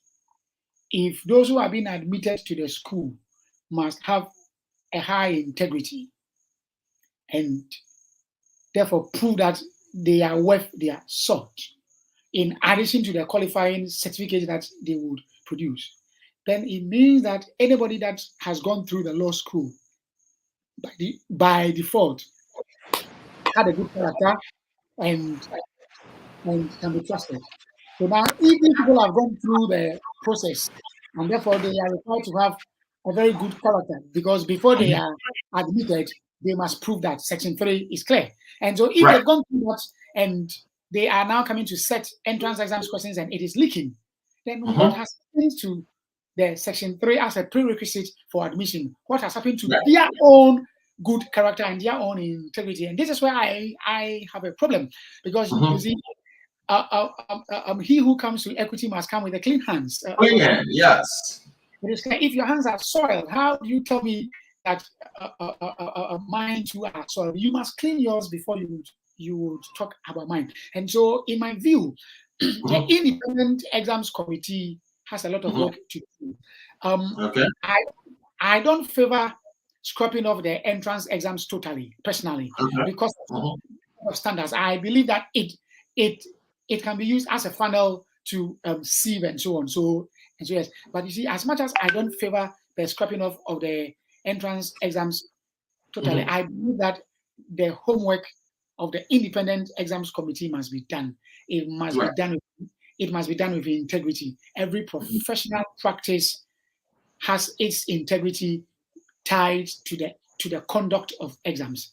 What is your degree certificate if the conduct of exams in the institution where you acquired it from is bogus? What is the worth of your certificate if somebody can sit at home and pay money and so on and so on? And so we need to look at that. We need to streamline this. It boils down to integrity that has been compromised. We are training professionals who are going to defend people, who are going to defend lives and so on and so forth. If they lack integrity, what will happen? We are shooting ourselves in the foot as a nation. But that is also because we have refused, we are playing the ostrich. We have refused to look at the changing times. In the UK, in England, there are so many law schools. You will be spoiled with choices. In the city of London alone, you have BPP Law School, you have the College of Law, you have the Westminster Law. I can name over 20 different law schools offering these. So you pick and choose where you go to. You are trained and then you write the exams. If you pass, you pass. I know that in the US too, for example, with the New York bar, I can come and, if I come to the New York on Monday, I can decide if I deem it fit that I can sit. I can go through the process, pay, register, and write the exams. Yes, if I pass, I've passed. If I don't pass, I go back to. So why can't we consider something like that in Ghana? What is so impossible here? Why is it being so much overprotected and so on, to the extent that people have to struggle? I agree. Like I said, standards must not be lowered. But you see, when you have the population increasing, multiply. I believe in 1960 we were about 6 million. I do not really have the figures, but I'm sure we were less than 10 million. If we were less than 10 million and now we are 30 million, that is at least times 3. What have we done about our institutions? Even our regions, we have decided to expand. Now we have 16 regions. The government of the day saw the need to expand the regions. So from 10, now we have 16. Did we have 10 at independence? No. But so you see, it is obvious we are playing the ostrich here, and I'm sorry, we can't continue this way. The way forward here is that in order to still keep the integrity of the exams and make sure we have lawyers who are lawyers and not what I call tabletop lawyers, we should still have the standard. But if we will have the standard, then we should reconsider the way we would admit people. Like you mentioned earlier during your introduction, there are over 5 universities in Accra offering LLB. Zenith College, GIMPA, Central University, Methodist University, Almighty University of Ghana is doing it. UPSA. I've mentioned about 6 or 7. There are people who are also taking the LLB privately from the University of London external law thing. And you can sit at home, write your exams and pass and so on. So if we have if we have 6, Pentecost is part 7. So if we have 7 universities in Accra alone, Mount Crest 8. So you see the list will be inexhaustible. If we have 8 offering LLB, we should be the serious country we are. We are respected for being the serious country we are when it comes to professional development. When it comes to professional practice, I'm not just referring to the law. I am referring to all the other professional practice and so on. Ghana is up there. No doubt about that. We've maintained that for all of these years because of the caliber of the product, to the extent that other countries sponsor their people to come and even take first degree, second degree, and so on in Ghana, only to go back to their countries. Why are we trying to lose this? We can't afford to lose this. And so I think we need to sit up and hold a sincere conversation. The General Council and all the other stakeholders and everybody else, let's not point accusing fingers to start with. I am saying this based on my background as a conflict resolution. But then it is serious. We need to have a national conversation about this. What do we want to do? Where do we want to go from here? We need to look at it. We can't continue playing the ostrich. There has to be a genuine expansion. Do you know that from some research conducted, developed countries have developed because of the extent of literacy, not illiteracy. It is based on the extent of education. So in my personal view, if about 5 million Ghanaians understood the law, the country will move forward. Why? Because we will hold our parliamentarians accountable and so on. And all the rest. Governance would improve and so on and so forth. If we have enough lawyers, there will be enough lawyers at the various districts, municipal assemblies and so on. Contracts will not go wrong and so on and so on. The various government institutions will all benefit. But we don't have enough. And we are not admitting that we don't have enough. We have just a limited number at the ages place. And there are people who are ready to study. Let's not lower the standards, but I think we need to hold a conversation and let's open up this thing, actually. Thank you so much. Let me open it up. I mean, this is so wonderful. I've learned a lot. I mean, today's show is definitely one for the history books. Let me open it up for Kojo DC and Pakape to also ask some questions. Let's start with Kojo DC. Kojo, we are talking to our big brother, my senior, who is not confirming or denying that he punished me. But do you have any question for him from what you've heard so far? Thank you very much, Amazu. Again, So, please, lawyer, the name again, please. Your name. Derek. Derek Derek, Ohimeni, yes. please. Derek Ohimeni. Derek Ohimeni.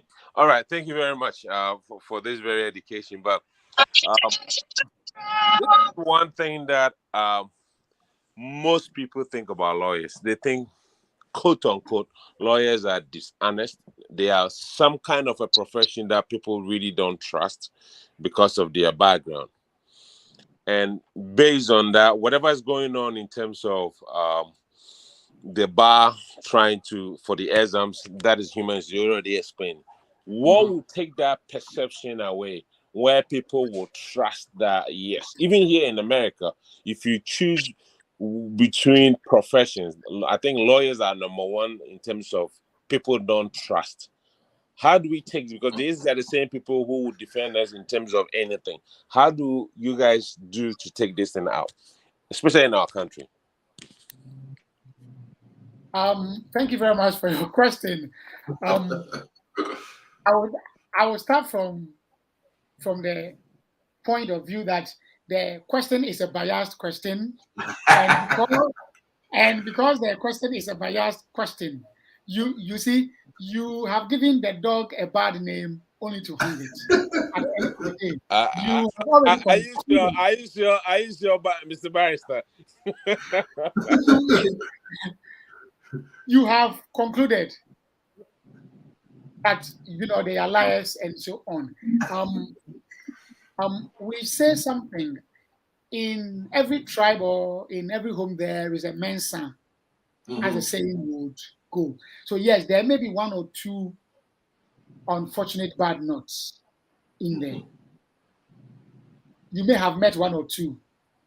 Right. I will not deny that. Lawyers are not liars. I agree. The practice of law is such that people think and will want to conclude that they are liars because, you see, you have to advocate for somebody, you have to defend somebody in front of a court, you have to help somebody win their case, and so on and so forth. But you see, these things are done within the ambit of law. These things are done within the provisions of law. You have code of ethics, you have code of conduct, and so on and so forth, guiding you. It is difficult when you have to defend somebody that everybody else is kicking against, and so on and so forth. And that is what may have contributed. Yes, in the past, one or two instances we have where a lawyer has defrauded a client, and so on and so forth. And so, like I said, like any other human institution, there may be one or two bad nuts. But generally speaking, the work is to defend, is to speak for the weak, to stand in the shoes of the weak and help them out of a situation that they find themselves in, and so on. One of the things we can do from the latter part of your question, trust is like an egg. When it falls down from your hands, it breaks, and that's it, it's gone. I have always believed in one thing. I should treat you the way I want you to treat me. If I can treat you the way I want you to treat me, and the next person will be treated the same, I'm sure we will have a lot less stress. But unfortunately for us, we live in a world where this particular generation does not believe in going through processes, does not believe in procedures. They think that the moment you sit in, you must arrive. And that is one of the major challenges we have throughout all. Can you imagine students come to school level 100 and they think that once they've paid school fees, they have to pass the exams to go to the next level. And they think that once they've gone to 200 and 300 and 400, they must graduate, whether they've met their requirements or not. In their minds, once they've paid fees and they've attended the lecture, they don't see why the lecturer should refer them and so on. And so that type of, it is my right, give it to me, and we want to take it by the left hand, is one of the major causes. And until we let the reality on the ground that is to say that even humans don't just grow up. You go through a process. You are first of all a fetus in the womb for 9 months, and you go through a process, and that is how life is. So until we bring this particular life's process to bear on everything and in everything we do, we will continue to have issues. I think that people should know that it is a process they are going through and that they will get to that point. If a lawyer has practiced for 25 years and he's driving the latest G wagon, and I have practiced for 3 years, I should, and please, I do not mean to disrespect any vehicle, but then you see, if I practice for 2 years or 3 years, I should buy my Toyota Vitz and be comfortable, whilst I go into the shoes of the senior lawyer who is driving his G wagon. But the challenge is we don't want to go through that process, and until we have accepted that it is a process and that we must all be in the queue, we can't solve it. Please. Interesting take. Amazu, Yes. please, if I can ask I'm not saying from the way I don't even know you, but I think you'll be one of the honest people. I'm a businessman, so I've encountered so many, especially in Ghana. They even take your money and say, "Oh, call to be cocoa first, me," but you don't see them. I do, right? You don't see them again, so I understand. But from the last point you made, for looking at you, I might think we might all be the same age in Amuzo, or you might be a little bit older than I don't know. What have caused this thing that you just said there? People are not going through the process. They are not going through the mail. What has changed is that we, society, that have made this upon ourselves, because I'm 45 years old, I can say that. I went through that. I know how you have to go. I remember one time my brother brought a car in our house, in our village. And for about 1 week, my mom would ask my elder brother, "How did you get this car?" The next morning, there's a police in our house arresting my brother, just to make sure that they find out exactly who gave him the car. But these days, we are not questioning anything. And if you do question, they tell you you're old school. So what kind of orientation can we come back to the old days where people go through the mill? It's not everybody who's going to go through that mill. Some people will just skip from 1 to 10. Some of us have to go 1, 2, 3, 4, 5. How do we come back to that old believer that you work hard, you go through the process, and it's going to well? I like the story of your mother. I mean, she's a virtuous woman for doing that. You see, life is a race of a baton, and so we are handing it over from one generation to the other. Right. I am sorry to be saying this with a pinch of salt, but I think that the generation ahead of us failed us. I am so sorry. I'll have to call. I'll have to hold the bull by its horn. They failed us in the sense that, as he said that I was his senior. In our days at school, you wouldn't mess up. You will be straightened up by the senior who is 1 year ahead of you, and you dare not say, "I will not comply," because the senior who is 2 years ahead of you will insist that you follow through what the senior who is 1 year ahead of you has prescribed, and so on. And so the systems worked. There has been a systemic failure. The desire to seek for greener pastures and so on has caused that. Today, we've left the upbringing of our children to the television and to the house help. We've left the upbringing of our children to the teachers at school. Some of us don't even go through the homework of our children when they come back home. So we don't even know whether they are really going to school and so on. We are buying everything. We are paying fees. We are buying snacks. We are buying all the new games, PlayStation, whatever, and so on and so forth. And we are giving all of these to them, partly because we felt that we struggled, and so we don't want them to struggle, which is true. But we need to we need to measure, and we need to be moderate. Look at it in the house. Breakfast for the children. Who gives them the milk? They pour it as if they are blind, and mommy or daddy sees it, and then just laughs. In our days, you would go and bring the milk. Your mom takes the milk. They have just opened one side, and so she, presses it, applies pressure, and it falls in drops. You only chew some of these chicken and so on at Christmas, and so that is what has made us what we are now. We have Right. failed to pass this on to the next generation. And the influx of social media, unfortunately, social media is powerful. Look at what we are doing here. We are Right. using it positively to build lives. Right. The few people that I've seen go on TikTok are doing something funny and so on. That is not building us up. That is only going to be destroying us. And so the challenge is back to us, making sure that we train up the children in the way they should go. I mean, you should insist on it. I believe in human rights, but I also believe in punishment. I believe in an Old Testament scripture that says that foolishness abounds in the heart of the child. You should spank that child and bring them correction. Of course, if you have the means at age 19 to buy your son or your daughter a car at all costs, buy that car for that child, let them enjoy. But they must be responsible. They must be responsible before you give them the keys to that car. If they are irresponsible and you give them the keys to that car, they will pick up their friends, go to the nightclub, drink, and run into an accident. They may get injured, they may become incapacitated, and the money you have saved, you will spend on them the wrong way. Meanwhile, you should spend it on them the right way. So I think that in passing on the baton from the last generation, there has been a gap. They failed, and unfortunately for us, we have not been able to put the pieces together. The best thing to do is to go back to the ancient landmark. Let's go back to how your mom used to raise you. It's solid.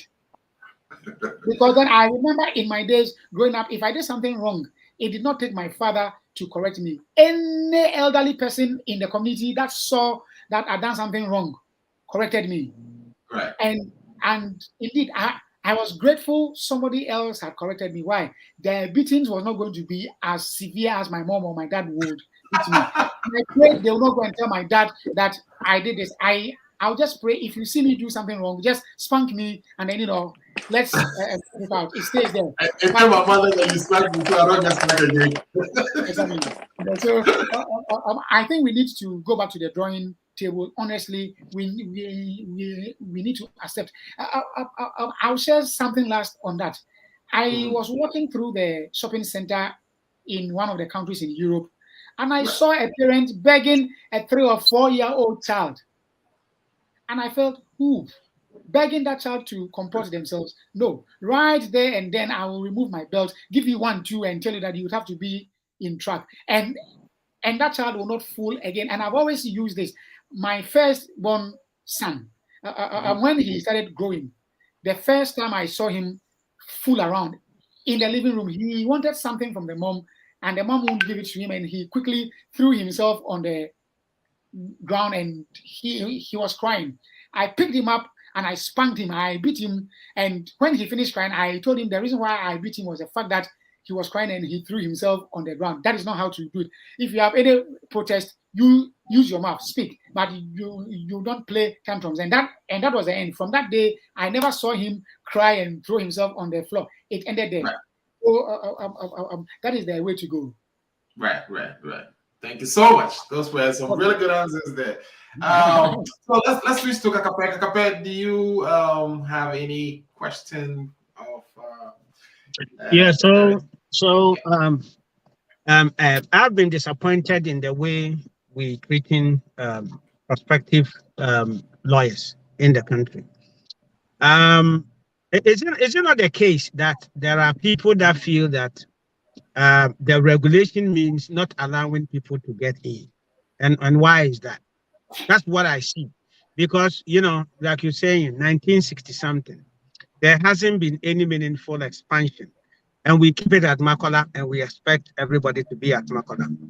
Why are we not decentralizing? Why are we not having more than one place for people to do that? Why is it that, that's what I think, and that's what other people think, that people are specifically trying to put impediments in other people's ways so that they don't simply get into that law profession? Is that not a good assessment of what the situation is, and how do we avert that? Thank you. All right. I want to quickly add that there has been a little bit of expansion to the extent that the professional law school has 2 other campuses, one on the GIMPA campus and then one in Kumasi as well. But it is not enough. Yes. As to your question about some human unseen hands trying to put impediments on the way of others and so on. As somebody in academia, I have to speak with facts and data. I will not deny what you've said categorically, but I will also not be able to affirm it fully, because then we have all heard things like that in the past. Having heard things like that in the past without proof makes it difficult for me to either say yes or no fully. But I've seen some people go through the bar training who have no connections, who have no link to anybody. I mean, I've seen some people like that in the past go through it. I have made. I'm not cutting you short, but can I give you an example? Sure. Go ahead. Yeah, we were here when about how many people? About 500 people were denied admission, right? 499. Yeah, 499. They were denied admission, right? They said no facilities, they don't qualify, blah blah blah blah blah, and all that. And then the Ghanaian population said no. They backed. Now you say you are not going to give them because of this reason, but when people say no, you can't, you have to. This is not fair. Then all of them were admitted. Why is that? Can you chip it in? I mean, just an example for us to fit into my thinking of somebody and some people trying to make sure others don't get it. So you're saying you're giving him some data to work with. Okay. He has given me some data to work with. That's true. It happened in this country. You are right. It has happened. So for me, that tells me that there is room for improvement and that we shouldn't sit down. We should own everything that is going on in the country. The citizens should hold people who are placed at vantage points and places accountable. We should hold them up. If you are able to admit the 499 who you claim had failed and so on and so forth, then it means that there is something iffy that is going on that must be discovered and dealt with. At the end of the day, as to whether there are some form of unseen hands and so on, it may be true. It may be true that some people are trying to protect their profession and so on. But is there the need to protect the profession at this point in time, in this particular age where the world has gotten to? It is a global village. Must you still protect some form of profession and so on? People who are called to the bar in Canada, in the US, in the UK and so on can come to Ghana and practice law after they've done their post-call.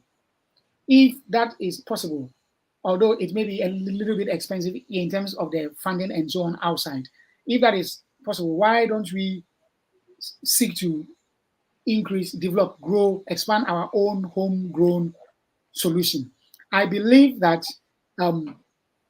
people who should speak to this, I mean, the president and so on and so forth, the chief justice and all the big people, the attorney general and so on, should reconsider the fact that Ghana is not as it was at independence.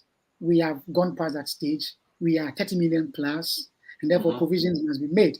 Because you see, when you look at the 1992 Constitution, Chapter 6, the Directive Principles of State Policy, there is a segment that talks about education. We are all entitled to education. The thing is not free. They are paying fees anyway. So if they are paying fees and so on, why would you still disadvantage somebody?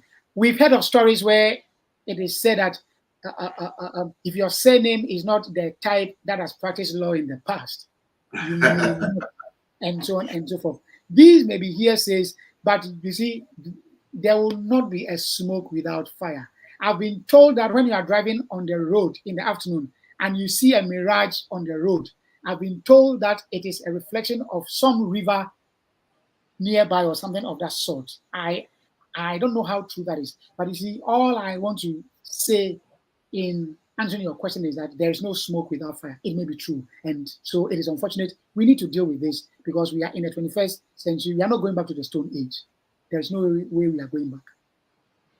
Awesome. Thank you so much, guys. I have another question. It's not really related to the law and the exam, but it's related to the law profession and the democracy. Do I have a permission to ask? If there's no time? Yeah, you can. But I know we've kept him for so long, so.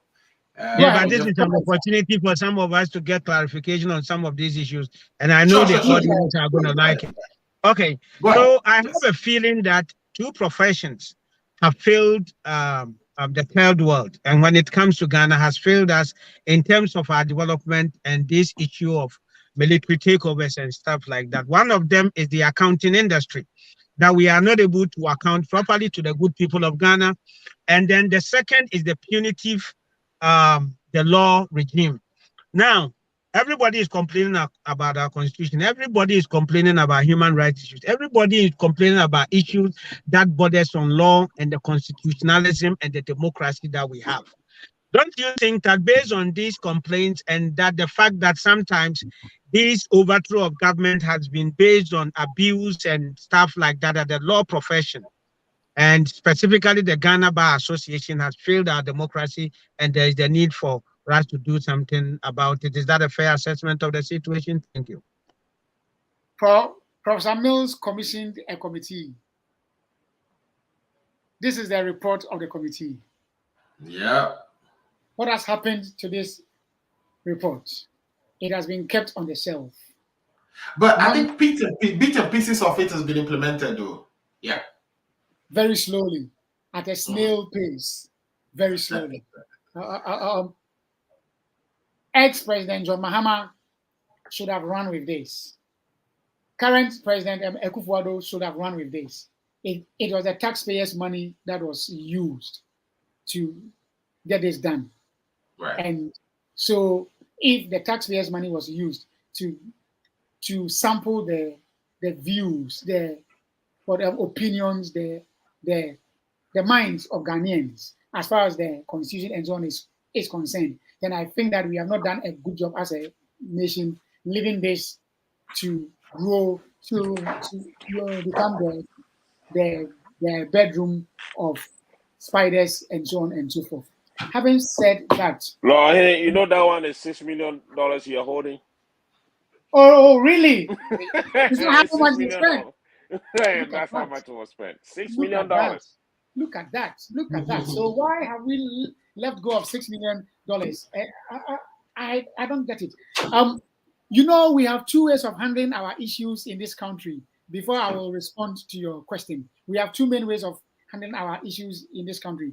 When the issues arise, we put together at the various radio stations a group of incompetent panelists and serial callers to share their political opinion, and then it ends there. Or we send it to Kumasi. Kume Socrates and his people would turn it into a movie, and that's it. We can't continue living life like that. Yes, I agree with you. The system has failed.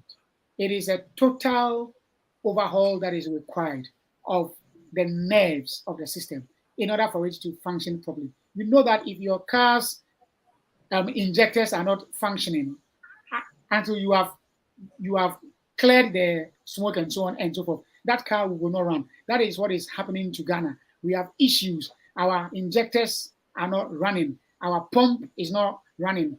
Ghana, I would compare to a diesel engine. Our pump is not running properly. And there are a few other issues and challenges here and there with our engine and so on and so forth.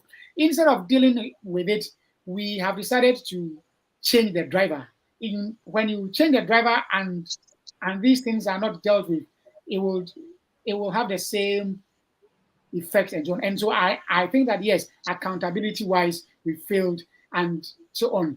In dealing with the very last part, the justice delivery system has experienced some changes now. And so, for example, there's been an attempt to introduce what we will call the alternative dispute into the system to make sure that justice is served. But there is still a lot more that can be done and is being done. But yes, I agree with you. Our various institutions have failed. But the major failure is the individual Ghanaian, because we have kept quiet. Those of us who must speak have kept quiet, and those who are speaking based on political affiliations and so on. And that is not helping us. We've reduced everything into NDC, NPP. And the moment we do that, we cannot help the motherland Ghana grow. And so that is a challenge. Until we are able to take a non-aligned position and objectively handle some of these issues, we cannot arrive at any solution. So for the 6 million that we've spent, I'm sorry.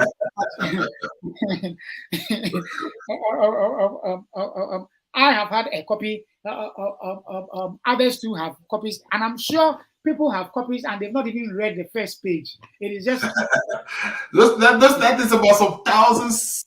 Is it almost 1,000 pages? You know? Yes, it is more than that actually.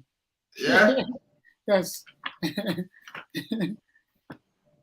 So it is a challenge. You say non-aligned of Ghanaians. That's the country, that's what we are anyway. You know, we are non-aligned. we don't belong to anywhere. So that's how the people have been. Right.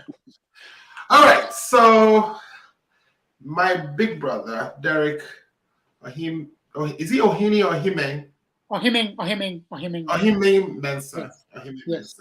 Ohiming. Thank you so much for all the time you spent with us today. It's not every. I mean, as a teacher and as a lawyer, I know you are a busy man. So giving us almost 2 hours of your time today, it's something monumental. We appreciate it, and all the teaching actually. It's really needed, and I'm sure my audience and everybody watching us would join me in saying a big thank to you and would appreciate everything you did for us today. We really, really, really are grateful for all the good information you had shared with us today.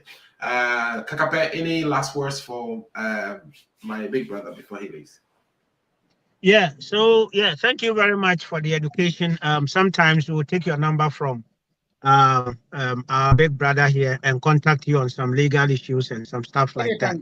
But one thing that we would say is that for those of you that are up there at a higher level, you may be privy to some of these decision makers.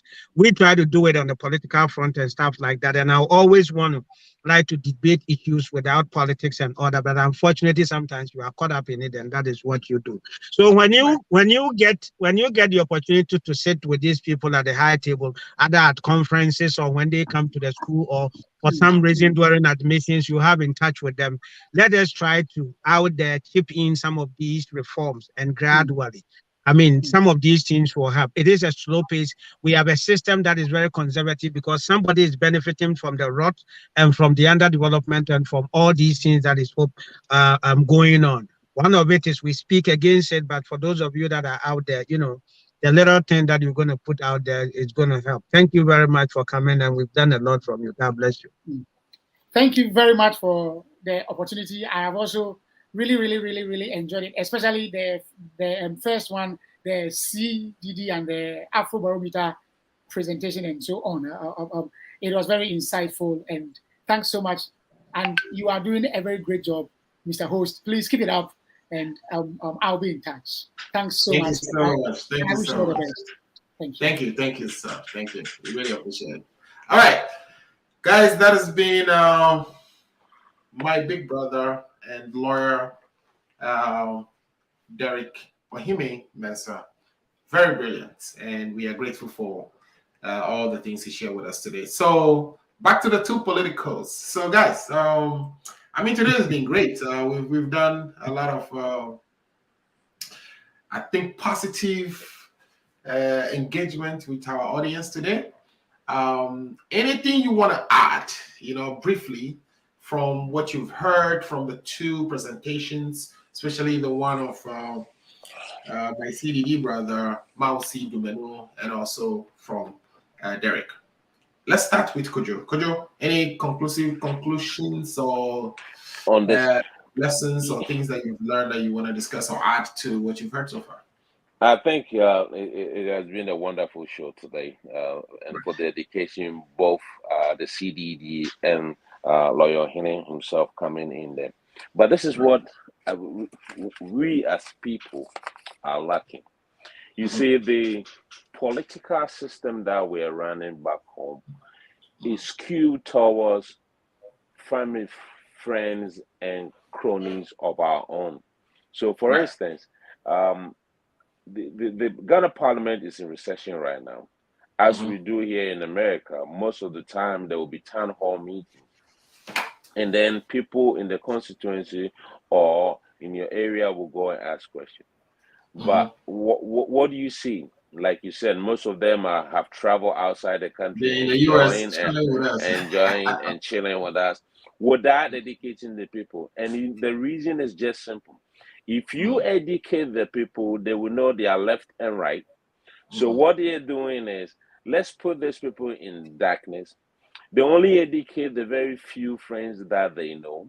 So even when the government passes a law and they say, oh, there's going to be a construction of 500 classroom blocks in the Volta region, instead of the MP in the Volta region or in the Ashanti region or the Eastern region, educating the populace. There might be a contractor in that area, has no knowledge about government contracts going on. Instead of the MPs doing that, they don't. But instead, what do? They go to their friends, their family members, educate them, and give them the ways of how to make this contract. And it becomes a very small people enjoying, while the people who voted them into power are not seeing anything. So it comes back to education. We should all be ready to educate the populace and say, hey, this is how it works. This people works for you. And in quote unquote, it seems these MPs, presidents, ministers, instead of them being the servants, we are the boss. If it turns becomes the vice versa. They become the kings and we become the servants. Meanwhile, we put them there. Until those things are changed and our decisions are from the bottom up, not the top to bottom, I think this is how things are going to be. But we need education, and we should stop politicizing everything that we see. Anything, oh, it's NPP, NDC. It's about time. If we really want to change the trajectory of Ghana, then it boils down to education, of educating the people knowing they are right and know that these people that we have elected to lead, we give them our power to them to just stand it, because all of us wouldn't be able to do that. Until they realize that they work for us, there's nothing what we can do. That is, the citizens have to be not spectators, but contributors of development and then issues in the country. Thank you. So education, we definitely need, and that's what we've done with the show today.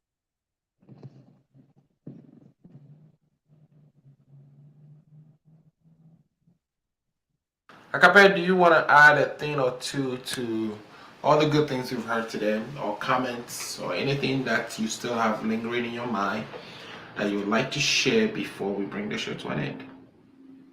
Yeah, so a couple of things. First, I will start with the two resource person that you have today. Very professional, well knowledgeable in their area of studies or expertise and stuff like that. And I think once in a while, you want to enrich Ghana agenda with some of these specialized areas devoid of politics, so that we look at it objectively and stuff like that. So to all of them, just as I'm just going to repeat what I said, that building a nation has a different, it is like the parts of the body. The mouth has what it does, the leg has what it does, the hand has the nose, breathe, the brain to function. All of them have the work together in unison. And the other part is education, research, and to give these feedback to government, to agencies, so that we can make reforms and all that. I think there should be a way to make sure that there is implementation and that we are correcting the things that we think are not working, are not functioning in the country. We have a lot to do as a people, and everybody have their role to play in making sure that is done. That is one observation that I've seen today. The second part is that is about Ghana agenda. I think sometimes we have to deviate from a strong MPP, a strong NDC section. You want to engage just people that are going to come here and be professional. It does not necessarily have to be. I mean, when you want me to be just absolutely go about it, I'll go about it just without mentioning in a way that nobody will even think I am NPP or that. That is very important for this. And then we will shift to the part where, you know, it's a campaign, it's a highly political platform. So that you come there as NDC, NPP to fix We do a mix of both, right? Exactly. I've seen that mix and stuff like that. So that is very important. My third point is that, you know, you keep improving upon this program, and, you know, kudos to you, kudos to our listeners and our viewers out there and all that. And it's a plus to you. I know for a fact that you put a lot of effort in there. You know, the information you share on our platform and all that, the amount of time you spend reading and, you know, pinpointing to this part, not just looking at headlines, but reading in depth. And that is a great accolade for you as a host, as somebody that, you know, we may have our own biases, but I really enjoy the professionalism you put into this, the questions you ask, the straightening up and all that. Ghana agenda is gradually becoming a show to watch, and let us all help make it one of the best out there, if not the best out there. Thank you very much, Alfred. God grant you the wisdom, God grant you the strength, and God grant Apple Radio what it takes to put together always a great program for us. Thank you. Thank you so much. Thank you so much, big brother. Thank you, Amazon. Before you come in, just to invite my boss himself. Next week will be the end of summer picnic for the Washington D.C. MPP chapter. We are organizing it. Her Excellency, the ambassador, will be there. We'll have our chairperson, which is Obaya, the MPP chairperson and then we'll have the CEO of the State Housing Corporation as well will be available to answer questions. People who are who like to buy houses in Ghana, that will be, and then we'll have the consulate services at the event, where they will be able to do services like if you have passport, you have applied for your passport, and you've not done your fingerprint, you can bring your receipts. That's where you come there. We'll do all the fingerprints that we like. The Kakape you guys did. So I'm just inviting everybody, if you are in town, October 1st, at the Joseph Henry's Park, which is in Alexandria, Virginia. You can pass by, start from 1 p.m. to 7 p.m. and we are all invited. This is a what do you call it? A membership drive for the MPP, but we're adding all these bonuses so people can come there and ask questions. And like Kakape already said, we appreciate you with your professionalism and everything that you do. And God bless you, and do this every day. Thank you so much. By the way, do you have an address to the park? Yes, I do have the address to the park that I can give you. If you give me like 30 seconds, I don't know why I'm always not having this thing. I've done a couple of, when I was hosting the shows, I've done a couple of them, but it's always kind of lost me. I know it's Joseph Henry, it's Eisenhower, but I have to just give you the exact address. So the address is 4200 Eisenhower Avenue, Alexandria, Virginia, and the zip code is 22303. And mostly we call it Joseph Hensley Park. So if you send in Alexandria, it will just bring you right there. It's a big place, but that's where we are going to have it. There's going to be food, there's going to be drinks, and we're going to have some Marys over there. So if you, in case you guys, anybody who's listening to pass by in the Washington, D.C. area, you can come meet Ghanaians and friends, and not just the MPP. We invited the NDC as well. I'm about to run away to the NDC is also having a picnic today, so I'm just about to run fast and go there and just join them to celebrate it. All right, thank you so much for that good information. So, ladies and gentlemen, you heard him. If you really need, anything from the embassy, from passport, visa standpoint, perhaps the best way to do that is join them on October 1st. Enjoy some grilled chicken, at the same time get your visa and passports taken care of. We really appreciate you and your team for organizing that, and also the camaraderie with you going to enjoy with your NDC brothers today. It's something we should all inculcate in our lives, so that though we are NDC NPP, we are still Ghanaians to start with, and we should continue to live together in harmony. Thank you so much, guys. This has been good. I enjoyed the show today, and I'm sure everyone watching will testify to the same.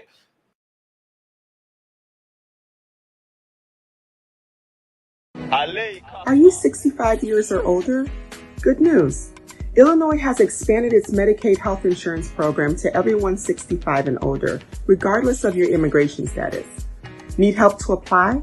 Contact United African Organization, UAO, WhatsApp, SMS, IL65 to 773-420-8976. It's true. For most people, your health insurance program increases as you grow older. That's why the state of Illinois has expanded its Medicaid health insurance program to everyone 65 and older, regardless of your immigration status. Need help to apply? Contact United African Organization, UAO, WhatsApp, SMS IL65 to 773-420-8976. If you are 65 years and older, there's one thing we can all agree on. Your health and well-being is important. Whether you are a recent green card holder or retiree, asylee or without paper, you're now eligible for the Illinois Medicaid health insurance program. Need help to apply?